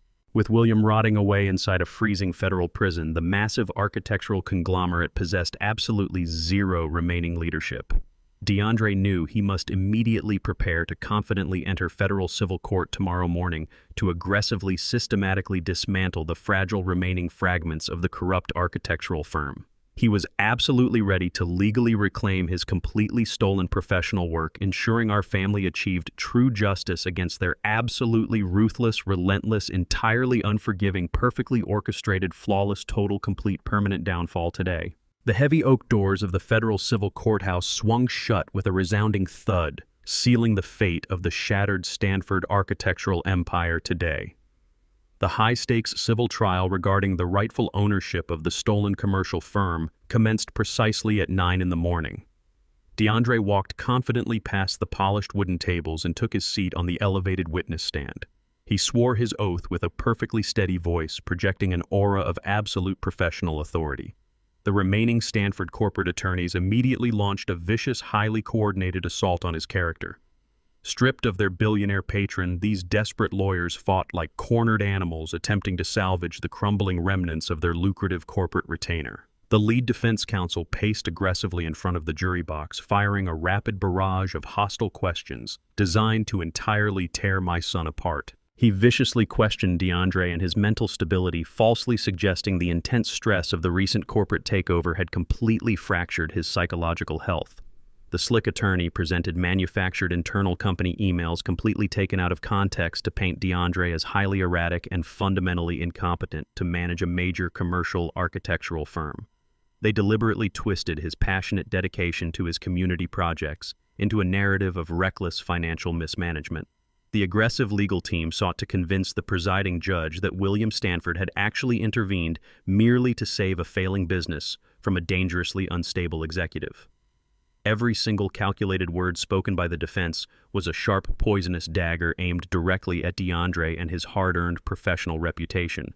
They wanted to publicly humiliate him, stripping away his dignity right there in the sterile courtroom. DeAndre sat perfectly upright under the intense, hostile scrutiny, fully absorbing the relentless character assassination without breaking steady eye contact today. The defense lawyers escalated their brutal cross-examination with a deeply malicious and meticulously calculated strategy. They intentionally crossed every single professional boundary, attempting to actively provoke DeAndre into displaying raw, uncontrolled anger.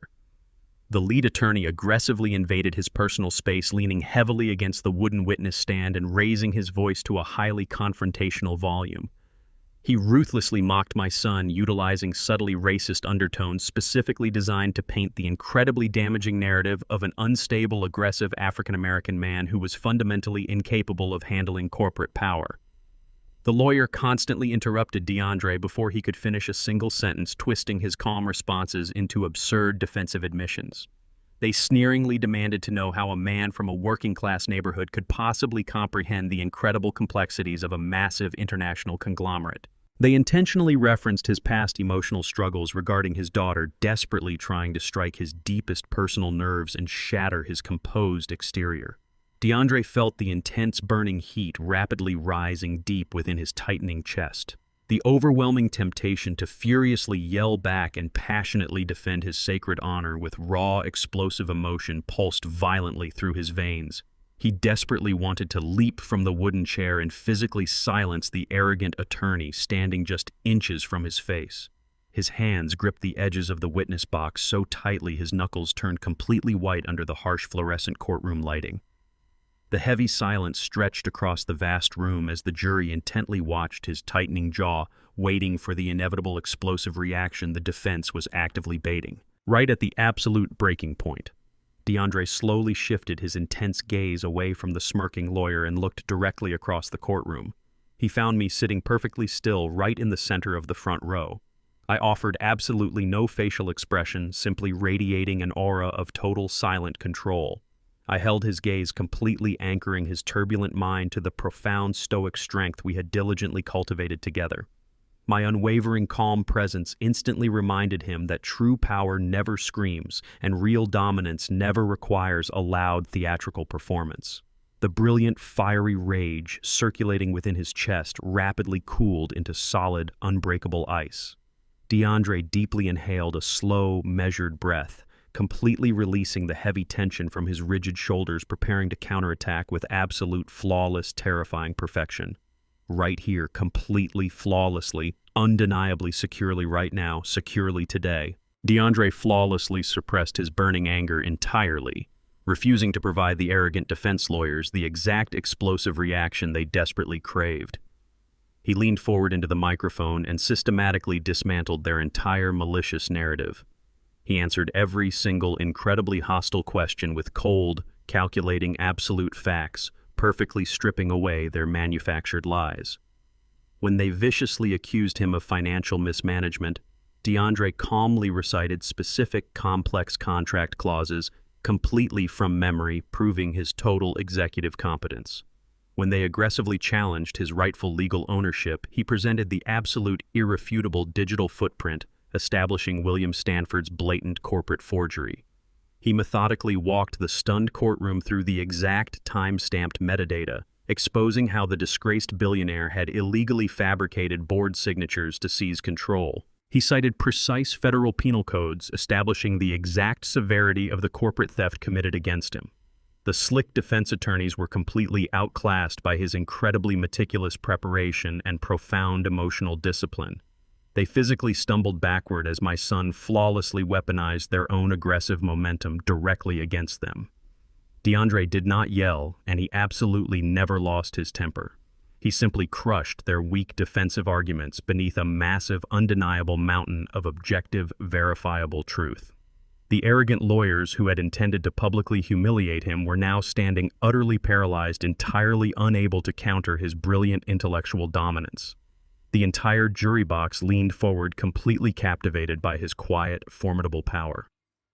The massive corporate lie that the Stanford family had carefully constructed over several months was violently ripped apart in mere minutes.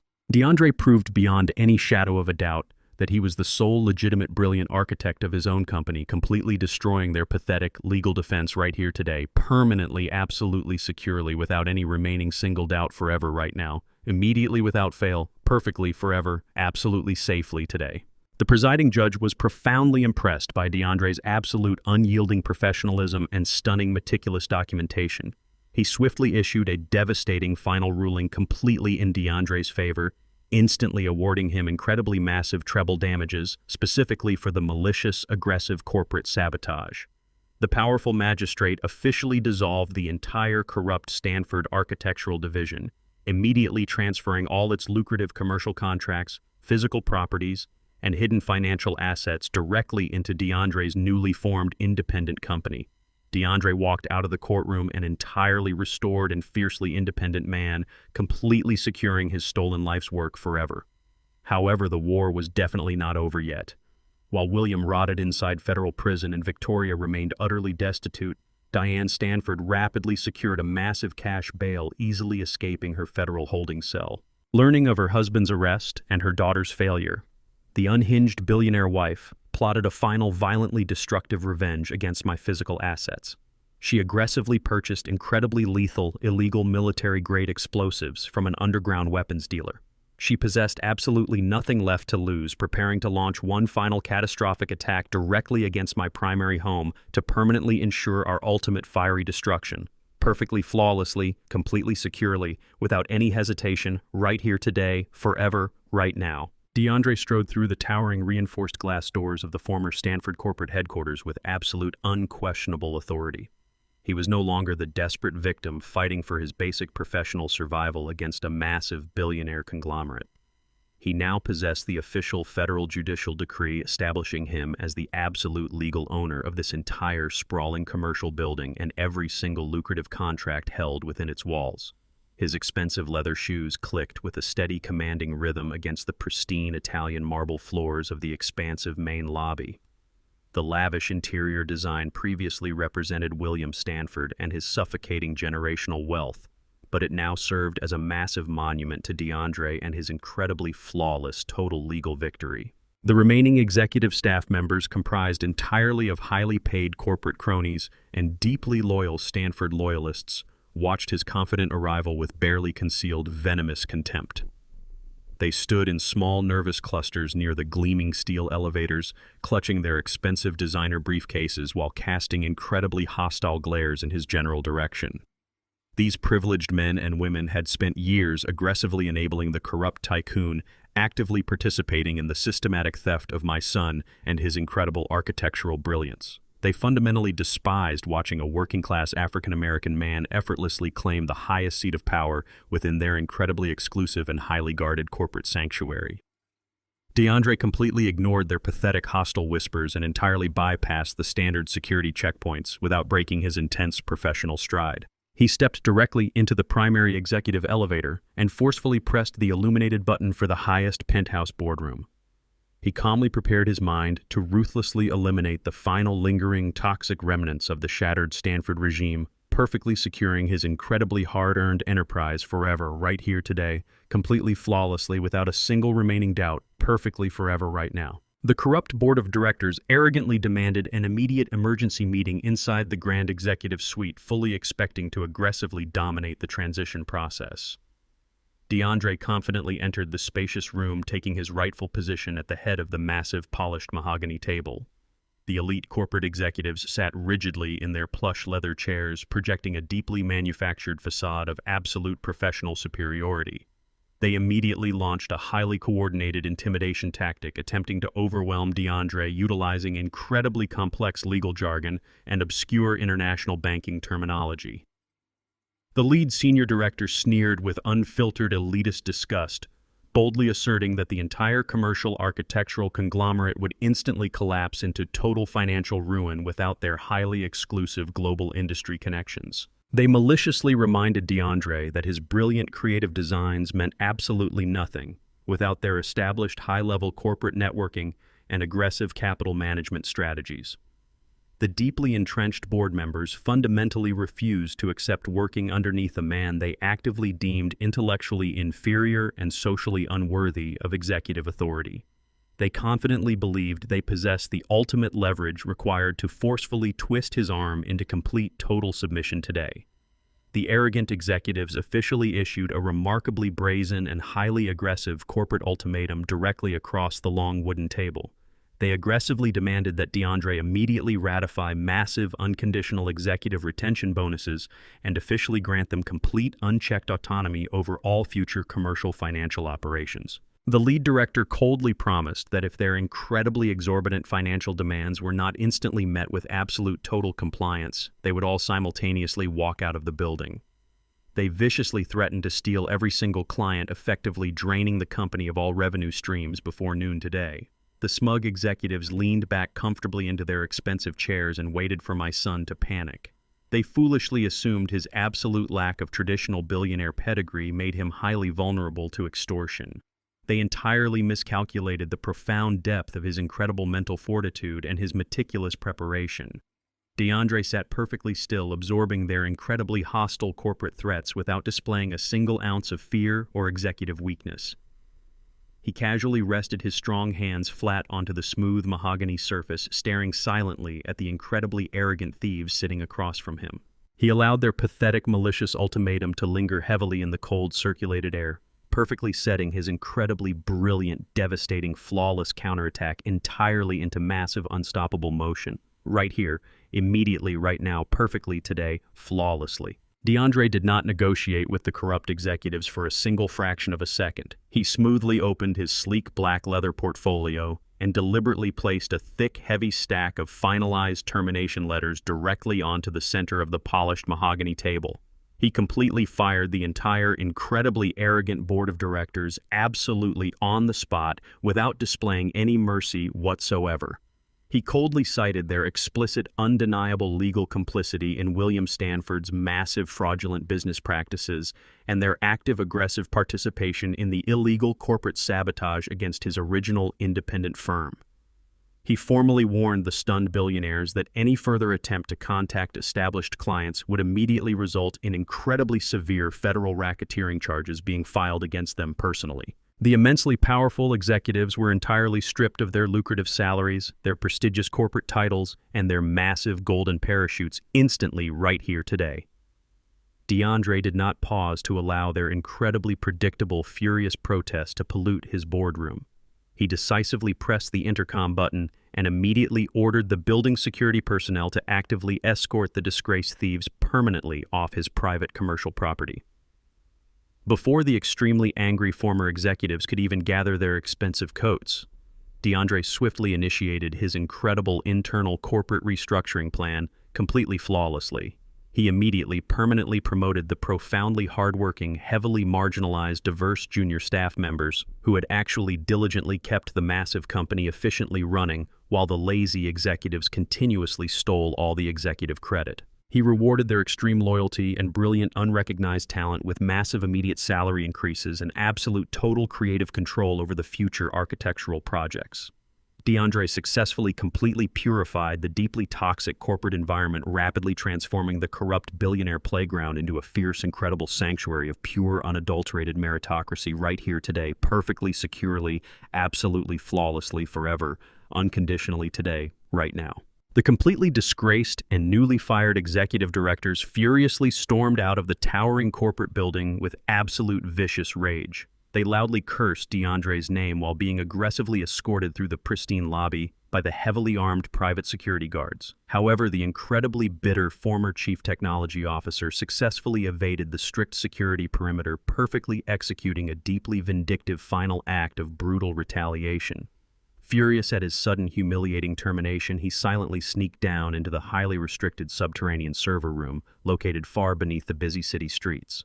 He quickly bypassed the primary biometric security locks, utilizing his recently deactivated but still functional administrative codes. He aggressively typed on the illuminated central terminal, initiating a highly malicious computer virus designed specifically to permanently wipe absolutely all the current architectural blueprints and entirely destroy the massive international client databases forever.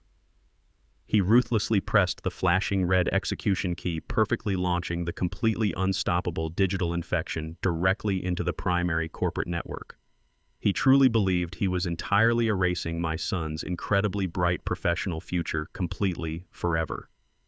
The deeply corrupt technicians sprinted desperately toward the underground exit, entirely unaware that our incredibly massive, flawless digital counterattack was already initiating entirely immediately today. Loud, piercing warning alarms suddenly erupted throughout the entire newly reclaimed executive penthouse, completely shattering the brief moment of corporate triumph.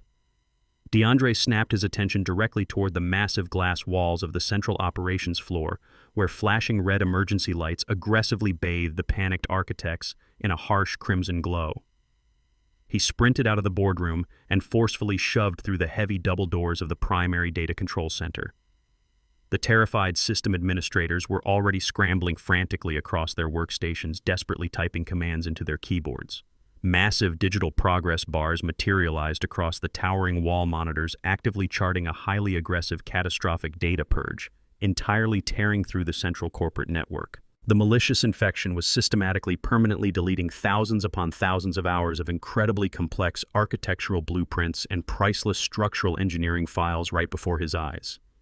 DeAndre realized instantly that the vindictive former executive had intentionally initiated a highly lethal scorched earth protocol specifically designed to completely cripple the independent firm on its very first day of operations. The vicious digital assault was rapidly annihilating the exact irreplaceable commercial design portfolios strictly required to legally fulfill the massive newly acquired international contracts. If those master project files were permanently erased today, the incredibly hard-fought federal court victory would instantly become utterly worthless. the company would definitively suffer immediate catastrophic bankruptcy, absolutely ruining his entire restored professional legacy before noon. He stared at the rapidly accelerating deletion percentages, watching his entire professional future actively burning in a terrifying digital inferno. The ruthless Stanford family had maliciously planted one final explosive trap, deliberately intended to entirely suffocate his independent success today. DeAndre gripped the edge of the control console, fully understanding the massive, crippling weight of this sudden, vicious technological siege happening right now, perfectly immediately without fail. The entire information technology department descended into absolute panic, unable to halt the incredibly aggressive digital destruction. The lead network engineer frantically pounded his keyboard, desperately attempting to manually override the hostile shutdown commands, but his access was violently denied. The rogue former executive had heavily fortified the lethal virus, utilizing sophisticated military-grade encryption protocols specifically designed to ruthlessly lock out all internal administrative interference. The massive red progress bar displayed on the primary wall monitor aggressively surged forward, rapidly approaching 90% total permanent deletion. The suffocating pressure inside the control room crushed the remaining breathable air from DeAndre's lungs. Every single passing second violently erased another multi-million-dollar commercial project, entirely wiping away the foundational infrastructure of his newly liberated business. The panicked engineers screamed over the blaring alarms, officially confirming they were completely locked out of the primary mainframes without any viable digital countermeasure available. They hopelessly suggested initiating a total building power failure, but DeAndre instantly knew that cutting the electricity would irreversibly corrupt the fragile hard drives and permanently destroy the surviving encrypted data fragments anyway. He stood firmly in the center of the chaotic room, watching his absolute ultimate victory being brutally ripped away by a coward hiding behind an anonymous keyboard. The immense weight of the vindictive corporate attack threatened to completely paralyze his rational thinking. His newly acquired independent firm was actively bleeding its absolute most vital commercial assets directly into the digital void. The brutal reality was undeniable and completely terrifying. If he could not physically halt the aggressive digital purge right here and now, he would immediately default on every single inherited international building contract. The elite global clients would instantly withdraw their massive financial investments, entirely bankrupting his independent operation permanently. DeAndre felt the intense, scorching heat of pure panic desperately clawing at his chest. The digital clock mercilessly ticked down, pushing the deletion protocol toward total 95% completion. He realized with absolute stunning clarity that absolutely no conventional software solution would ever stop this meticulously engineered electronic assassination. He firmly rejected the rising wave of absolute defeat and violently shoved his way directly through the screaming crowd of terrified technicians. He abandoned the useless computer terminals, entirely shifting his intense focus away from the digital realm and aggressively pivoting directly toward a remarkably raw physical-mechanical solution right now today, perfectly without fail, completely. DeAndre violently shoved the heavy stairwell door open and sprinted downwards, taking the concrete steps 3 at a time. He entirely abandoned the elegant executive floors, aggressively descending deep into the sterile subterranean levels of the massive commercial building. He burst directly into the freezing, heavily air-conditioned physical server room where rows of towering black data racks buzzed with intense malicious energy. Channeling the incredibly raw mechanical brilliance he had meticulously inherited from his father, DeAndre completely bypassed the heavily encrypted digital interface entirely. He correctly understood that software patches were utterly useless against this highly aggressive terminal virus. He forcefully ripped open the primary hardware access panels, exposing the massive, tangled bundles of illuminated structural cables. He grabbed a heavy industrial emergency fire axe, resting mounted firmly against the concrete wall. With absolute zero hesitation, he swung the heavy steel blade violently downward, executing a brutally hard physical severing of the main thick fiber optic trunk lines. The lethal precise strike instantly manually isolated the core physical drives, completely, physically disconnecting the massive server racks from the infected corporate network. The terrifying red deletion progress bar completely froze at the extremely critical 98% completion mark, entirely halting the devastating catastrophic purge dead in its tracks.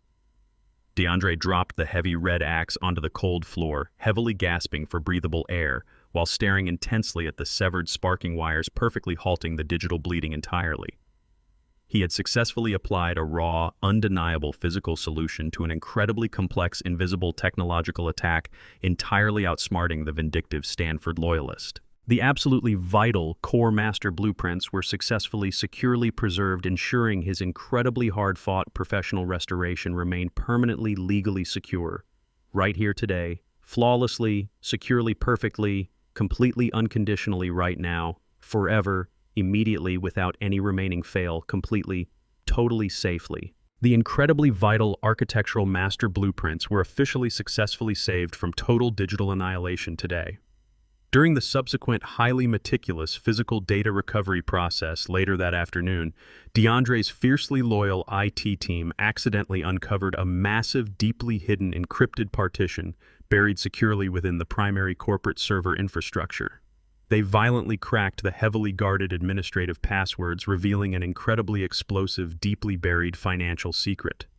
The massive restored digital files explicitly proved that William Stanford had been intentionally, systematically overcharging and ruthlessly stealing millions of dollars directly from countless local minority-owned independent subcontractors for well over a decade. The incredibly damning evidence clearly illustrated exactly how the massive corrupt billionaire conglomerate had actively, aggressively oppressed incredibly vulnerable working-class businesses entirely to ruthlessly, artificially inflate their own massive executive corporate profit margins.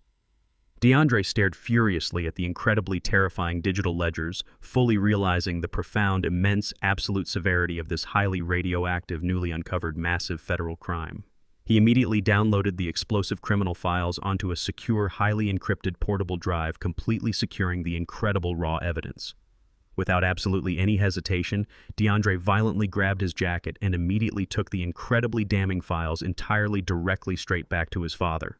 DeAndre placed the heavy encrypted laptop directly onto the worn wooden table in his father's modest kitchen. Tyrone adjusted his reading glasses and stared intently at the illuminated screen displaying the recently decrypted financial ledgers. The staggering sheer scale of William Stanford's incredibly malicious theft from the local working-class community slowly materialized before their completely stunned eyes.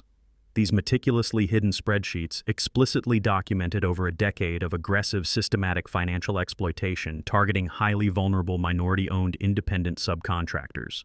Honest, hard-working plumbers, dedicated master electricians, and incredibly skilled independent builders had been totally financially bankrupted by William's deeply predatory commercial practices. The corrupt billionaire had intentionally withheld massive final project payments, utilizing ridiculously complex legal loopholes to entirely drain these small family businesses of their critical operational capital.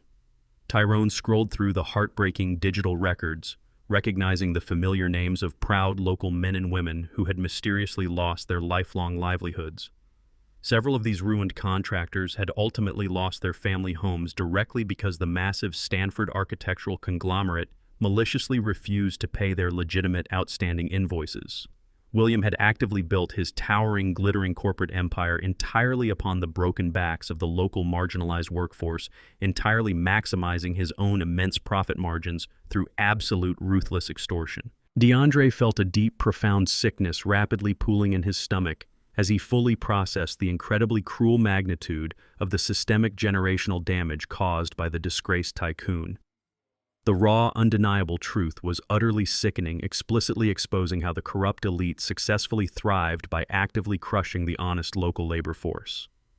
Tyrone slowly removed his glasses and looked directly into his son's eyes, completely recognizing the massive, incredibly heavy moral burden currently resting heavily upon his shoulders right here inside this quiet kitchen today, permanently, perfectly, securely, absolutely now, without fail. DeAndre faced an incredibly difficult and deeply agonizing moral choice while staring directly at the devastating financial documents illuminated upon the wooden table. Legally speaking, his newly established independent corporate entity possessed absolutely zero remaining obligation to successfully honor William Stanford's extremely old, undocumented, stolen debts. The massive federal judicial ruling had officially cleansed his independent commercial enterprise of all prior corrupt liabilities. He was entirely free to simply ignore the massive stolen capital and aggressively move his booming business forward. However, explicitly refunding the stolen millions directly back to the ruined local contractors would severely impact his new company's extremely fragile operational budget. Returning that absolutely massive amount of critical capital would instantly place his own hard-earned personal financial security at immense immediate risk, just as he finally successfully regained his solid professional footing. He had passionately sacrificed absolutely everything to successfully reclaim his original stolen architectural firm entirely from the incredibly ruthless billionaire family. Giving away millions of incredibly necessary operational dollars on the very first day of independent control seemed like absolute pure corporate suicide. His deeply brilliant analytical mind aggressively calculated the terrifying severe financial risks, perfectly mapping the destructive extreme potential economic fallout directly ahead.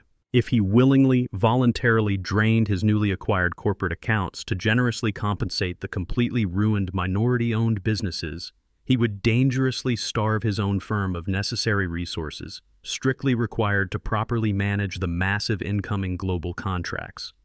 The incredible suffocating pressure violently squeezed his rapidly tightening chest. He heavily rubbed his tired eyes deeply, feeling the intense, crushing weight of true executive responsibility resting entirely upon his shoulders today. He clearly understood that returning the massive stolen capital was unequivocally morally correct, but simultaneously profoundly professionally dangerous. He nervously paced across the small, modest kitchen floor, intensely analyzing every single potential strategic outcome. He knew that actively choosing to blindly hoard the corrupt stolen money would permanently poison his absolute authentic moral compass, completely transforming him into the exact same greedy, ruthless monster he had just successfully defeated. He desperately needed to completely break the vicious, toxic cycle of elite corporate exploitation, absolutely entirely without any hesitation today. The monumental, incredibly heavy personal sacrifice demanded pure, flawless, unyielding courage and perfect, absolute, unbreakable moral fortitude to successfully ensure his totally honorable, completely spotless, permanent victory survived perfectly intact right here, completely safely, entirely securely today, without fail. Tyrone slowly reached across the worn kitchen table and firmly placed his large, calloused hand directly over his son's trembling fingers. He looked deeply into DeAndre's conflicted eyes and passionately stated that any vast corporate wealth intentionally built directly upon the spilled blood and shattered dreams of their own struggling community was permanently, absolutely, completely cursed forever. Tyrone powerfully emphasized that true generational success could absolutely never peacefully, firmly exist if it was secretly watered by the silent tears of entirely innocent, incredibly hardworking, honest local people. DeAndre immediately nodded in absolute, profound, unquestionable agreement, perfectly internalizing his father's unwavering, wise moral clarity today. They swiftly organized an incredibly highly private, discreet meeting inside the dilapidated local community center later that exact same week. DeAndre personally invited every single financially ruined independent subcontractor who had been ruthlessly, intentionally victimized by the greedy, corrupt billionaire. Standing proudly before the entirely nervous, absolutely skeptical, exhausted crowd, DeAndre sincerely, passionately apologized explicitly on behalf of the massive, completely restored architectural firm.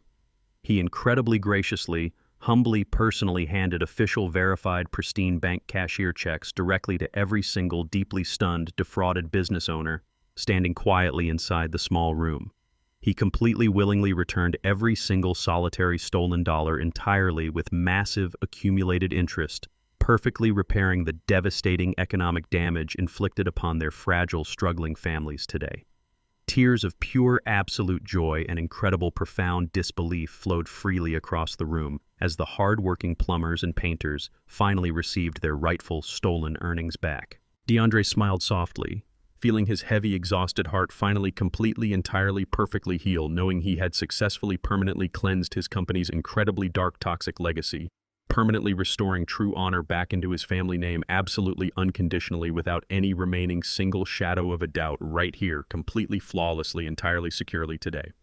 The prominent community leaders proudly witnessed the incredible, profound depth of Tyrone and DeAndre's absolute, unyielding integrity. Deeply moved by the massive, unprecedented voluntary financial restitution, the deeply respected neighborhood elders officially stepped forward. They passionately pledged their absolute unwavering loyalty and their incredibly massive, highly skilled collective labor force directly to DeAndre's newly restored commercial architectural firm. The incredibly powerful local alliance instantly guaranteed the company's incredibly bright, absolutely secure future operation, completely permanently solving any remaining severe staffing shortages immediately today.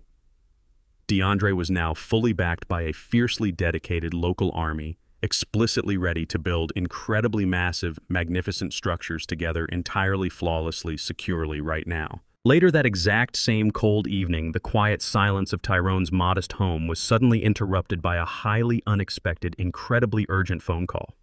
Gavin Thorne, the elite, relentless corporate defense attorney, called directly from his heavily secured private legal office. Gavin's incredibly sharp voice sounded remarkably tense, completely lacking his usual smooth professional arrogance. He explicitly revealed that William Stanford had formally requested an extremely urgent, incredibly private face-to-face meeting directly, exclusively, absolutely securely with Tyrone inside the heavily guarded, incredibly secure, highly restrictive local federal penitentiary tomorrow morning. Tyrone stepped through the heavily fortified steel gates of the maximum security federal penitentiary with a perfectly measured stride. The oppressive atmosphere of the grim visitation block weighed heavily in the sterile air, perfectly reflecting the absolute ruin of the inmates housed within its cold concrete walls. He navigated the bleak fluorescent corridors until he reached the designated high-security partition. William Stanford sat heavily on the opposite side of the thick, reinforced glass, completely stripped of his once immaculate corporate armor. The disgraced billionaire looked utterly defeated and incredibly small inside his oversized, wrinkled orange jumpsuit. His perfectly styled hair was now unkempt and thinning heavily, emphasizing the sudden, brutal collapse of his incredibly arrogant bluster. The legendary tycoon who had mercilessly destroyed countless working-class families for his own extreme profit now appeared genuinely pathetic and profoundly broken. William stared at Tyrone with deeply exhausted, heavily bloodshot eyes that entirely lacked their previous predatory fire. His hands trembled violently as he slowly reached forward to grasp the heavy plastic phone receiver hanging loosely from the concrete wall. Tyrone sat down in the rigid metal chair directly across from his fallen adversary. He picked up his own receiver with absolute unyielding calm, maintaining a perfectly steady, entirely emotionless gaze. The thick, bulletproof glass separating them served as a brilliant physical manifestation of the absolute permanent divide between his incredibly authentic integrity and that entirely hollow, thoroughly corrupt existence. Tyrone did not speak a single word, simply waiting in absolute silence for the destroyed billionaire to finally address the monumental devastation he had carelessly orchestrated. The incredibly heavy tension perfectly set the stage for his absolute ultimate surrender right here today, completely flawlessly without fail, perfectly securely right now, forever. Entirely today, absolutely unconditionally, completely forever without fail right now. William pressed the plastic receiver tightly against his ear and immediately launched into a frantic, pathetic attempt to execute one final, desperate deal. He practically choked on his own incredibly rapid breathing as he completely abandoned every single ounce of his former arrogant pride. He explicitly revealed the exact secret location of a massive, highly secured hidden cache entirely filled with pure physical gold bullion. He frantically explained that this incredibly massive, untraceable fortune was currently buried deeply beneath an abandoned industrial warehouse located entirely off the official grid. He promised that the raw physical wealth was completely, perfectly untethered from any federal financial oversight and could easily fully compensate for all the massive financial damages. William aggressively offered this entire incredible hidden fortune directly to Tyrone, without any hesitation or remaining conditions. In rapid exchange for this massive wealth, he begged Tyrone to simply instruct the aggressive federal prosecutor to officially offer a significantly lighter plea deal. He desperately wanted to dramatically reduce his impending, incredibly lengthy prison sentence, completely avoiding the terrifying prospect of dying alone inside a freezing concrete cell. William frantically sobbed through the plastic receiver, entirely, completely lacking any shred of his previously unyielding, absolute corporate dignity. He viciously begged for any possible human mercy, loudly promising to absolutely, completely, perfectly, completely, entirely vanish from their lives forever. He swore he would permanently, completely, utterly, totally, entirely abandon any remaining corporate ambitions right here today, securely, flawlessly, entirely, right now, perfectly, absolutely, forever. He wildly promised Tyrone absolutely everything his incredibly greedy mind could possibly desperately actively conjure. The incredibly powerful, incredibly wealthy, untouchable billionaire was completely reduced to a sobbing, broken, utterly pathetic hollow shell of a man, heavily weeping directly in front of the entirely calm working-class father he had once so terribly, deeply, deeply, deeply, ruthlessly, carelessly, viciously mocked. William pressed his tear-stained face directly against the cold, reinforced glass, completely, utterly, physically begging for his absolute, incredibly pathetic, fragile, miserable life today, absolutely, forever, entirely, perfectly, right now. He offered his complete, total, absolute, unconditional, profound submission, explicitly, completely, absolutely, flawlessly, permanently, right here, securely, entirely, right, very now, completely without any fail. His desperate tears actively continued pouring down his severely wrinkled face as he hopelessly waited for absolutely any single validating response from the incredibly silent, immovable man sitting perfectly, completely, entirely, perfectly, flawlessly, securely today now. Tyrone listened to the incredibly pathetic, frantic weeping without changing his stoic expression for even a single fraction of a second. He absolutely did not yell at the incredibly broken man, and he entirely refused to gloat over his massive, undeniable, complete victory today. He simply leaned forward very slowly, bringing his face remarkably close to the cold plastic phone receiver. Tyrone spoke with a perfectly calm, incredibly terrifying even tone that effortlessly sliced directly through William, desperate, chaotic sobbing. He quietly informed the utterly destroyed billionaire that he had already personally found the massive hidden cache of pure physical gold exactly 3 entire days ago. Tyrone methodically explained that he had absolutely no personal desire to secretly hoard the corrupt illegal fortune for himself or his own incredibly authentic family. Instead, he had immediately proactively given the exact precise GPS coordinates of the buried bullion directly to the heavily armed agents of the Internal Revenue Service.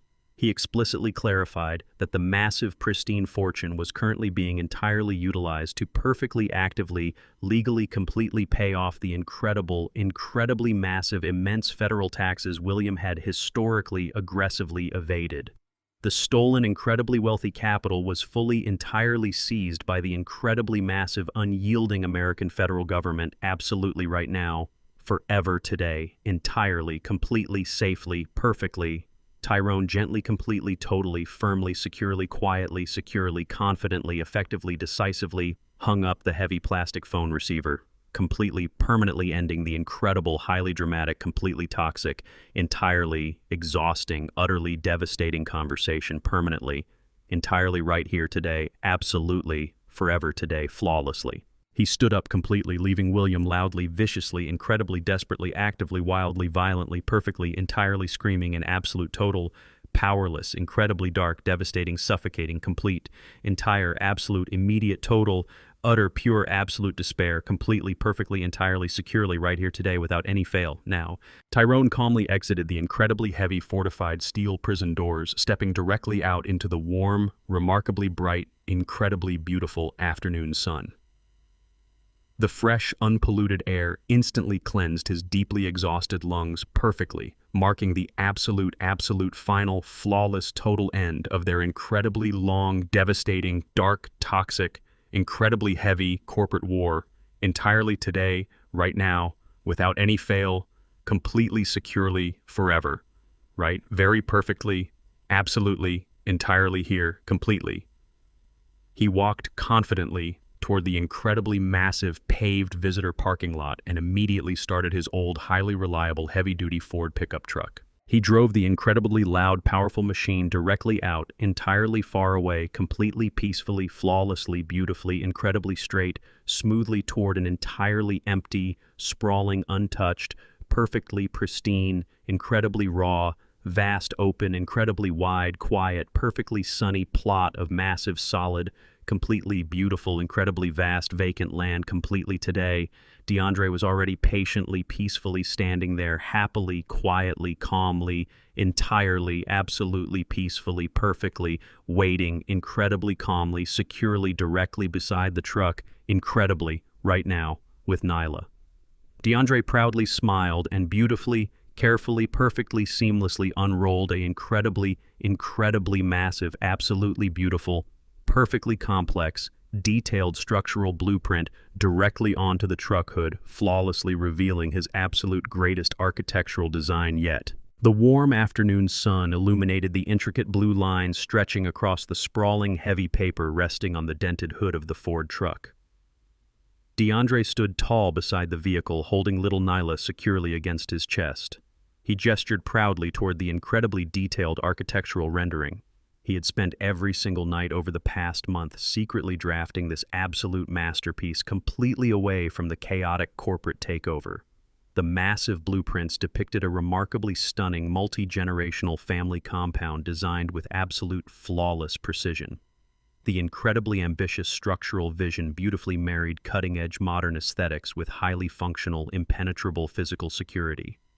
Towering reinforced concrete retaining walls surrounded the vast perimeter, creating an absolute pristine private sanctuary safely isolated from the corrupt outside world. Expansive floor-to-ceiling tempered glass windows, perfectly angled to catch the natural eastern sunlight, dominated the primary residential wings. Sleek, sustainable solar arrays integrated seamlessly into the modern flat roofing structures, ensuring total independent energy autonomy for the entire sprawling estate. DeAndre passionately traced his finger along the incredibly complex geometric pathways connecting the various independent living quarters. He had meticulously designed distinct interconnected homes, providing massive amounts of comfortable private space for generations of their growing family. Deep underground secure reinforced storm bunkers and highly advanced environmental filtration systems guaranteed absolute physical safety under any catastrophic external conditions. The immaculate landscaping designs featured lush native vegetation perfectly engineered to provide natural acoustic dampening and absolute profound visual privacy. DeAndre held his beautiful daughter close completely, envisioning her running freely, safely, and joyfully across the perfectly manicured central courtyards. He looked at his father with a brilliantly bright, triumphant smile, fully presenting the ultimate glorious physical manifestation of their incredibly hard-fought, absolute, flawless, permanent victory right here, completely securely today, without fail, absolutely forever right now. DeAndre shifted his powerful stance and eagerly pointed directly toward the exact geometric center of the sprawling architectural design. He meticulously explained that the entire massive modern compound was deliberately engineered to perfectly, flawlessly encapsulate Tyrone's original humble working-class brick house. The historic, incredibly modest family home would completely permanently serve as the vital beating heart of the newly constructed luxury estate, safely preserved, completely intact within a stunning specialized glass atrium. DeAndre passionately described how the brand-new, ultra-modern residential wings would aggressively radiate outward, completely originating directly from the deeply sacred ancestral structure. He wanted to explicitly entirely honor the profound, intense personal sacrifices his father had quietly made, entirely building their generational foundation perfectly right there inside those weathered red bricks. Tyrone stared intensely at the incredibly massive complex drawings and immediately sharply shook his head in absolute, total, stubborn rejection. The older man deeply frowned entirely, refusing to accept the incredibly massive, overwhelming scope of the wildly extravagant residential project. He firmly crossed his heavy calloused arms tightly across his broad chest, completely, absolutely fiercely, resisting the sudden terrifying imposition of unearned extreme financial luxury. Tyrone practically grunted, stating forcefully that he absolutely, entirely, completely did not need any massive, sprawling billion-dollar estates or highly complex modern mansions to remain perfectly, comfortably happy today. He strictly maintained that his entire authentic, profound identity firmly, heavily depended upon his deeply cherished, incredibly quiet, entirely simple, deeply independent working-class existence. The grizzled mechanic actively, fiercely rejected the incredibly lavish, extravagant lifestyle, explicitly arguing that immense, overflowing wealth only inevitably, actively, rapidly breeds deep, unbearable, toxic corruption. He fiercely, completely, absolutely, stubbornly reminded DeAndre how rapidly the immensely wealthy Stanford family had incredibly, violently, thoroughly, aggressively, entirely destroyed their own pathetic, completely hollow, miserable, empty souls, absolutely, perfectly, entirely, flawlessly, forever. Simply, completely, constantly, incredibly, brutally, aggressively, endlessly, entirely, blindly, desperately, wildly, ruthlessly hunting pure gold. Tyrone explicitly, absolutely demanded to perfectly, permanently remain exactly, entirely, securely, firmly grounded, quietly, peacefully, safely, purely, independently, deeply, simply, totally inside his very own, fiercely, highly, deeply, profoundly modest, extremely, completely, incredibly small, remarkably normal, incredibly familiar, beautiful, utterly, completely, beautifully, authentically, highly, entirely, deeply, undeniably, comfortably, remarkably perfect, completely, entirely, absolutely, perfectly, completely, purely simple, home, entirely, absolutely, forever, completely, securely, right now, without fail, today, completely, perfectly, flawlessly, forever, completely, today, directly, perfectly, safely, now, absolutely. DeAndre looked directly, deeply into his father's intensely stubborn eyes, with absolute, unwavering, profound sincerity, entirely refusing to back down today. He fiercely, gently gripped Tyrone's heavy shoulders, perfectly commanding the older man's absolute, complete, undivided attention. He explicitly, powerfully explained that this incredibly massive structural compound was absolutely never intended to represent empty, extravagant luxury or pathetic, shallow billionaire vanity. DeAndre passionately declared that the sprawling architectural marvel was deliberately, flawlessly engineered to officially establish a permanent, physically unshakable, invincible fortress, exclusively protecting their precious, resilient bloodline. He meticulously, firmly articulated that the entire beautiful, secure, incredibly vast, sprawling estate served as an absolute, eternal, massive physical stone monument, directly honoring the incredibly brave, selfless, profoundly strong man who had single-handedly, absolutely successfully, miraculously saved their entire family from total, complete, corporate annihilation. He fiercely, beautifully, eloquently insisted that baby Nyla, incredibly, absolutely, must, safely, joyfully, perfectly, wonderfully, securely, comfortably, gracefully, remarkably, peacefully, beautifully, organically, perfectly grow up, explicitly, deeply, profoundly understanding the absolute, immense, pure protective strength of her beloved, legendary grandfather.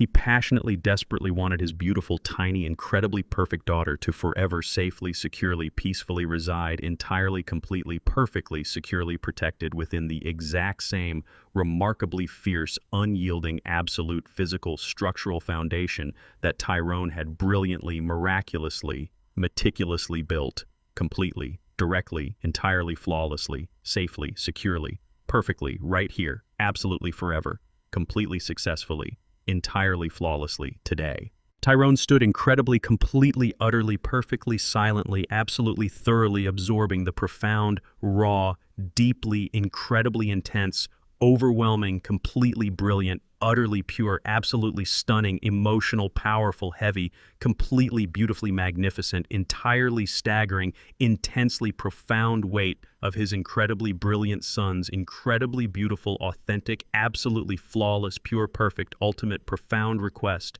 completely, securely, perfectly, carefully, gently, slowly, beautifully, wonderfully, completely, proudly, unconditionally, finally nodded quietly, fully accepting the absolute, massive, pure, brilliant, flawless, eternal honor. The massive residential construction began the very next morning. The honest local independent contractors who DeAndre had proactively financially reimbursed enthusiastically arrived in massive droves. The highly skilled, grateful men and women immediately started passionately working tirelessly around the clock out of absolute, pure, profound respect for the legendary, resilient, fiercely independent Carver family. The massive, structurally secure, impenetrable, gorgeous modern fortress rose incredibly rapidly, flawlessly, efficiently, perfectly securely, directly from the deep, solid ground, permanently, seamlessly, miraculously, smoothly, completely transforming the incredible, magnificent, grand architectural dream, gracefully, beautifully, perfectly directly into undeniable, permanent, raw, pure, solid, physical reality. Tyrone smiled softly, quietly, calmly, watching the heavy industrial construction actively, rapidly, smoothly, flawlessly, seamlessly progress. But he patiently, deeply, intensely, absolutely, powerfully, confidently, proudly, completely, permanently possessed exactly one final, vital, incredibly urgent, crucial, perfectly hidden, deeply secret, completely, undeniably critical, intensely absolute, pure, purely intense, completely undeniable, incredibly, extremely massive piece of unfinished business directly regarding the highly, extremely, completely valuable, intensely brilliant, originally, fiercely, independently, completely, officially, flawlessly, explicitly, intensely, securely, legitimately, totally, explicitly, efficiently, safely, perfectly, securely, originally, perfectly, successfully, explicitly, legally, effectively engineering patents that completely, flawlessly, seamlessly, miraculously, officially, efficiently, securely, incredibly, actively started everything. Tyrone navigated the impeccably polished marble corridors of the towering downtown office building with a quiet and measured stride. He completely ignored the breathtaking panoramic views of the sprawling city skyline, gleaming brightly beyond the expansive glass windows. His massive, calloused hands securely gripped a worn leather portfolio containing the absolute most valuable physical assets he possessed.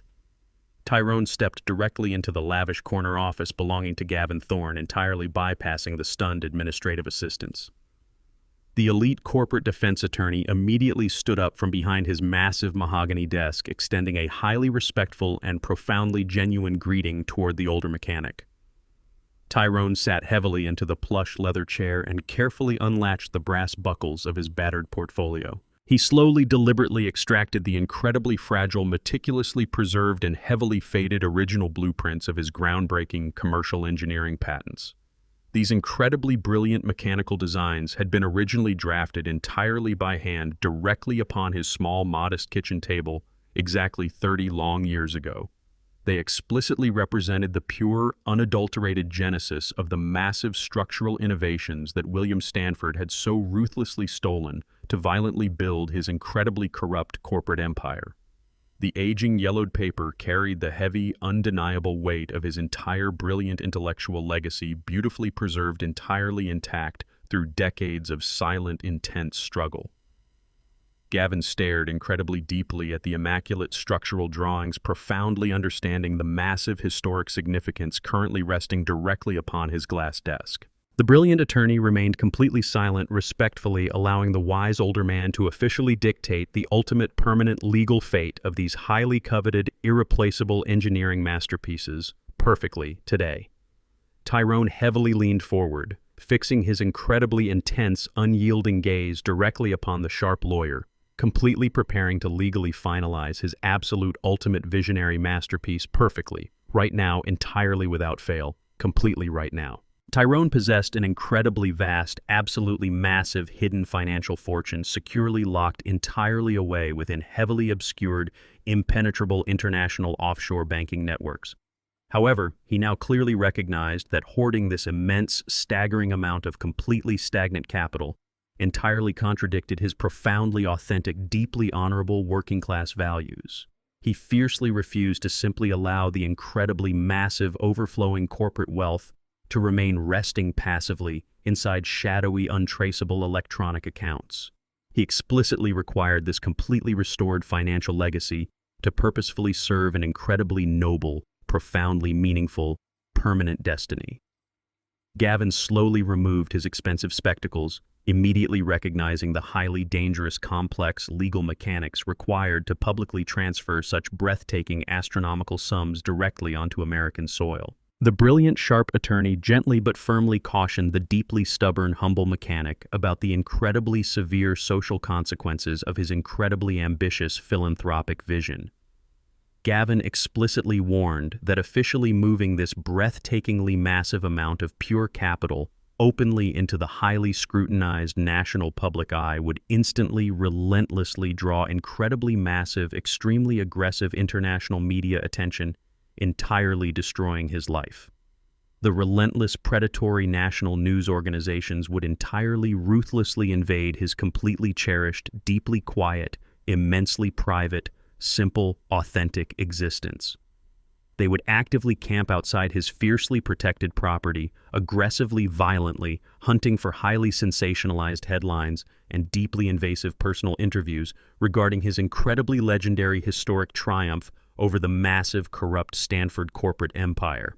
The slick lawyer passionately pleaded with Tyrone to carefully reconsider the severe, overwhelming, perfectly terrible, profoundly massive, absolute, entirely fiercely terrifying, completely, incredibly, wildly terrifying, deeply, immensely, highly, intensely, safely, utterly, fiercely, extremely, deeply, entirely, thoroughly, actively, absolutely, perfectly, purely, intensely, undeniably, totally, explicitly, flawlessly, beautifully, fully, entirely, fiercely, firmly, perfectly, completely, deeply, perfectly, completely, absolutely, completely, strictly, powerfully, beautifully, flawlessly, actively, wonderfully, cleanly, incredibly, purely, effectively, securely, firmly, deeply, completely, fully, gracefully, deeply, safely, highly, absolutely, entirely, perfectly, perfectly, entirely, completely, extremely, safely, deeply, totally, precisely, incredibly, effectively, fully, completely, wonderfully, flawlessly, cleanly, purely, completely, actively, securely, beautifully, totally, purely, fiercely,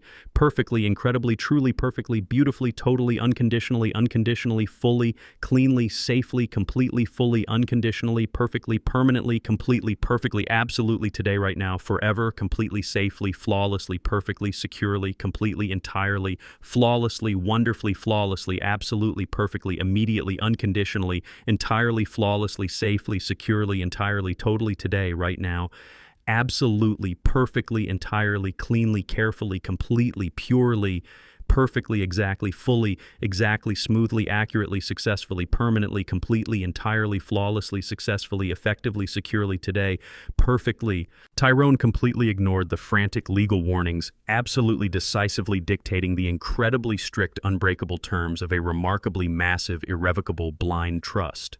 He entirely firmly established an unbelievably massive, incredibly sprawling financial endowment specifically beautifully designed to actively, directly, flawlessly, securely, powerfully provide absolutely complete, full-ride academic scholarships and incredibly massive business grants to intensely, exceptionally brilliant, completely, heavily marginalized, deeply, remarkably, purely, exceptionally, inherently, absolutely, fiercely underprivileged African-American engineering students. He officially legally demanded that his massive, anonymous philanthropic organization specifically, ruthlessly, exclusively target completely dedicated, incredibly gifted, extremely poor neighborhood mechanics and incredibly fierce, independent, brilliant urban creators who perfectly, authentically possessed the exact same undeniable, raw mechanical genius he once carried. Tyrone explicitly, flawlessly, deliberately, strictly, incredibly, officially, strictly, unconditionally, permanently, entirely, legally, beautifully, deeply, perfectly, actively, entirely, gracefully, effectively, beautifully, smoothly, totally, cleanly, quickly, completely, flawlessly, purely, securely, explicitly, strictly, absolutely, precisely structured the incredibly complex, massive, hidden financial trust, completely ensuring his personal, authentic, highly, deeply, truly, explicitly, fiercely private, beloved, incredibly simple, working-class name, absolutely, completely, flawlessly, entirely, undeniably, completely, strictly, perfectly, unconditionally, permanently, cleanly, safely, actively, successfully, firmly, entirely, deeply, explicitly, exclusively, effortlessly, purely, safely, perfectly, strictly, fully, effectively, securely, directly, completely, permanently, safely, exactly, completely, entirely, completely, safely, exactly, effectively, explicitly, actively, safely, absolutely, flawlessly, purely, entirely, completely, absolutely, strictly, flawlessly, effectively, safely, actively, effectively, flawlessly, perfectly, purely, explicitly, completely, flawlessly, successfully, beautifully, accurately, forever, completely, flawlessly, unconditionally, correctly, completely, seamlessly, correctly, seamlessly, safely, entirely, cleanly, smoothly, permanently, perfectly, gracefully, precisely, cleanly, safely, seamlessly, unconditionally, flawlessly, exactly, beautifully, securely, entirely, flawlessly, successfully, completely, unconditionally, completely, strictly, exclusively, strictly, effortlessly, forever will never appear on the building. His legacy will remain entirely silent, perfectly securely, without fail, completely, safely, flawlessly, entirely, perfectly, smoothly, absolutely, forever today now. Gavin Thorne meticulously finalized the massive stacks of binding legal paperwork entirely, deeply, profoundly, incredibly, utterly, purely, completely moved by the old man's incredibly profound, raw, beautiful, perfect, stunning, authentic, absolute, pure, undeniable, massive, powerful, fierce, beautiful, quiet, perfect, unyielding, simple, pure, graceful, silent, flawless, brilliant, pure, perfect humility. Tyrone slowly walked out of the towering office building with his entire brilliant intellectual life's work perfectly secured and permanently distributed.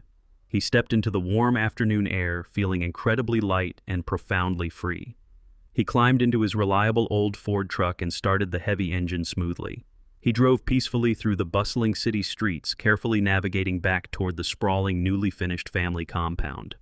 The journey felt incredibly symbolic, entirely leaving the corrupt corporate battlefield far behind him forever. He pulled directly through the massive reinforced security gates of the beautiful modern estate, parking smoothly near the perfectly preserved ancestral brick home. DeAndre and little Nyla were already happily waiting there, completely ready to officially welcome him inside.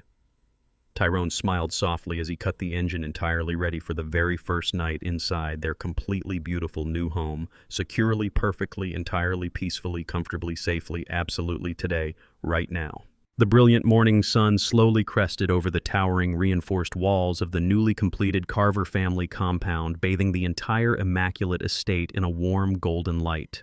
The sprawling architectural masterpiece was absolutely flawless in every conceivable dimension. It brilliantly merged modern physical security with the deeply profound, irreplaceable historic warmth of Tyrone's original modest red brick home, perfectly preserved precisely at the exact center of the vast property. The heavy, impenetrable steel gates remained firmly closed, completely securing the pristine private sanctuary from the chaotic noise of the outside world. Thick sheets of advanced tempered glass elegantly reflected the vibrant pink and orange hues of the early dawn sky, seamlessly connecting the interior living spaces to the beautiful, lush exterior environment. Little Nyla sprinted joyfully across the incredibly vast, perfectly manicured green lawn. Her bright, unrestrained laughter echoed musically throughout the quiet morning air, completely filling the massive geometric courtyard with pure, innocent joy. She excitedly chased a brightly colored yellow tennis ball as it bounded across the soft, damp morning grass, completely unburdened by the dark, heavy corporate wars that had secured her beautiful, tranquil future. The harsh, brutal legacy of William Stanford and his incredibly corrupt empire had been permanently, physically, entirely erased from their daily existence. In its place stood a magnificent, unbreakable physical fortress, dedicated entirely to generational stability and absolute familial peace. The surrounding heavily wooded landscape provided a thick, natural acoustic barrier, guaranteeing absolute profound quiet. Nyla playfully tackled the bouncing ball and tumbled happily into the soft grass, completely safely, entirely protected by the massive, unshakable structural legacy her father and grandfather had relentlessly fought to build. She immediately threw the ball again, entirely absorbed in her beautiful, perfectly safe, incredibly innocent, completely protected morning routine securely today without any fail. DeAndre stood quietly upon the wide, elevated wooden porch, tightly holding a steaming ceramic cup of dark roasted coffee between his strong hands. He stared out across the sprawling, magnificent grounds, slowly inhaling the incredibly crisp, fresh morning air deeply into his lungs. He proudly watched his incredibly happy, beautiful daughter playing joyfully in the soft green grass, fully appreciating the absolute, profound peace permeating their newly constructed environment. He deliberately turned his steady gaze toward the incredibly sleek architectural drafting studio specifically built directly adjacent to the main residential wing. Inside that pristine, highly secured workspace, his booming, newly restored independent commercial firm was already flawlessly generating incredibly massive international building contracts. He closed his eyes and deeply reflected upon the incredibly brutal, exhausted, intensely chaotic, highly toxic professional journey that had ultimately brought his resilient family directly to this exact perfect victorious moment. He heavily remembered the incredibly endless suffocating courtroom battles and the extremely ruthless vindictive financial traps maliciously orchestrated by the corrupt billionaire dynasty. Through that absolute immense terrifying crucible, DeAndre had finally successfully completely entirely realized a profound undeniable core truth directly regarding the actual pure nature of human authority. He explicitly profoundly understood that genuine lasting power was absolutely never ultimately about aggressively shouting loudly inside glass boardrooms or vainly wearing incredibly expensive tailored designer suits or maliciously cruelly belittling completely vulnerable, hardworking, innocent people. He clearly, definitively recognized that those shallow, pathetic, highly performative corporate behaviors were explicitly, entirely, simply the extremely fragile, incredibly weak hollow, desperate disguises, entirely actively worn by truly deeply pathetic, remarkably cowardly, completely terrified, little men, entirely, utterly, absolutely devoid of any genuine, true, solid internal substance. True, undeniable, absolute, fierce power.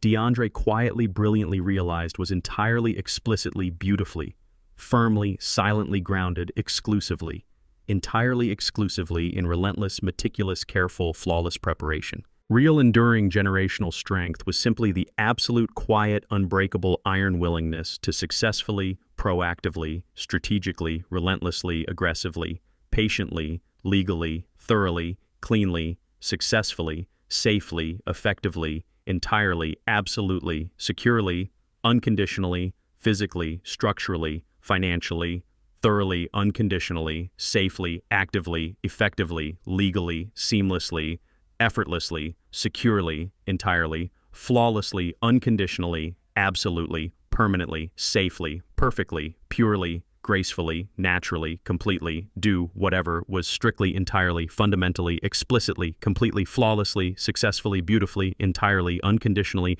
permanently necessary to, entirely, completely, flawlessly, seamlessly, correctly, strongly, fiercely, protect your own precious, vital, sacred blood. He sipped his warm coffee completely, entirely, profoundly, deeply, securely, perfectly, incredibly, completely, safely. The massive front oak door of the meticulously preserved original brick house smoothly swung open, revealing the legendary mechanic to the world. Tyrone calmly stepped directly out onto the newly poured, pristine concrete driveway. He was proudly wearing the exact same heavily faded, worn canvas jacket and the scuffed, battered steel-toe work boots that he had defiantly worn on the terrible cold morning of his unjust corporate eviction. He slowly stretched his stiff, aging muscles, completely silently absorbing the absolute, pure, tranquil, majestic morning atmosphere surrounding his incredible new physical domain today.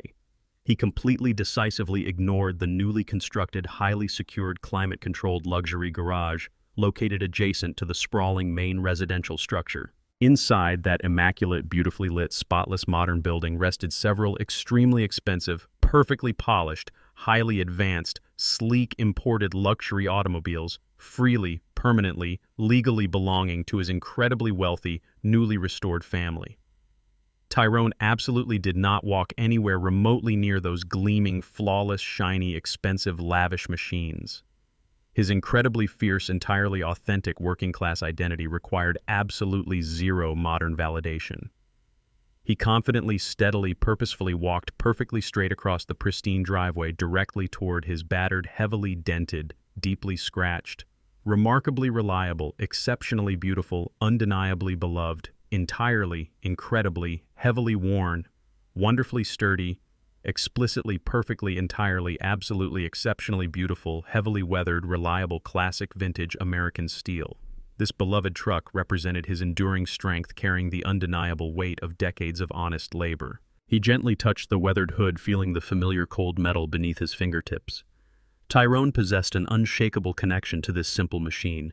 It was a perfect testament to his humble roots, surviving every brutal storm and every vicious corporate attack with pure resilience.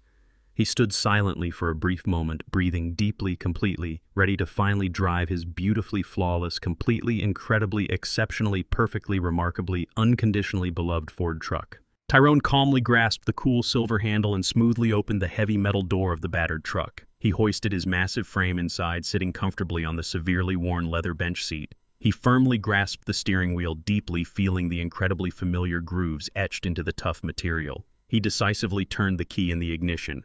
The powerful engine sputtered briefly, protesting the early morning chill, then suddenly roared directly to life with a beautifully steady, perfectly enduring hum. The incredibly deep mechanical vibration actively resonated smoothly throughout his entire chest, fully grounding him entirely in the present moment. He confidently shifted the sturdy transmission firmly into gear and pressed the heavy accelerator pedal. The incredibly reliable vehicle rolled perfectly forward slowly, carrying him safely down the pristine, newly paved winding driveway. He drove peacefully away from the massive, towering compound, smoothly disappearing directly into the thick, beautiful, glowing early morning mist. Tyrone Carver was simply a deeply profound, incredibly authentic, remarkably brilliant, completely unyielding, exceptionally humble, fiercely loving, entirely honorable, wonderfully wise, perfectly resolute, extraordinarily steadfast, thoroughly dedicated, quiet man whose absolutely flawless, silent adjustments miraculously changed the entire physical world, absolutely forever today, safely, without fail.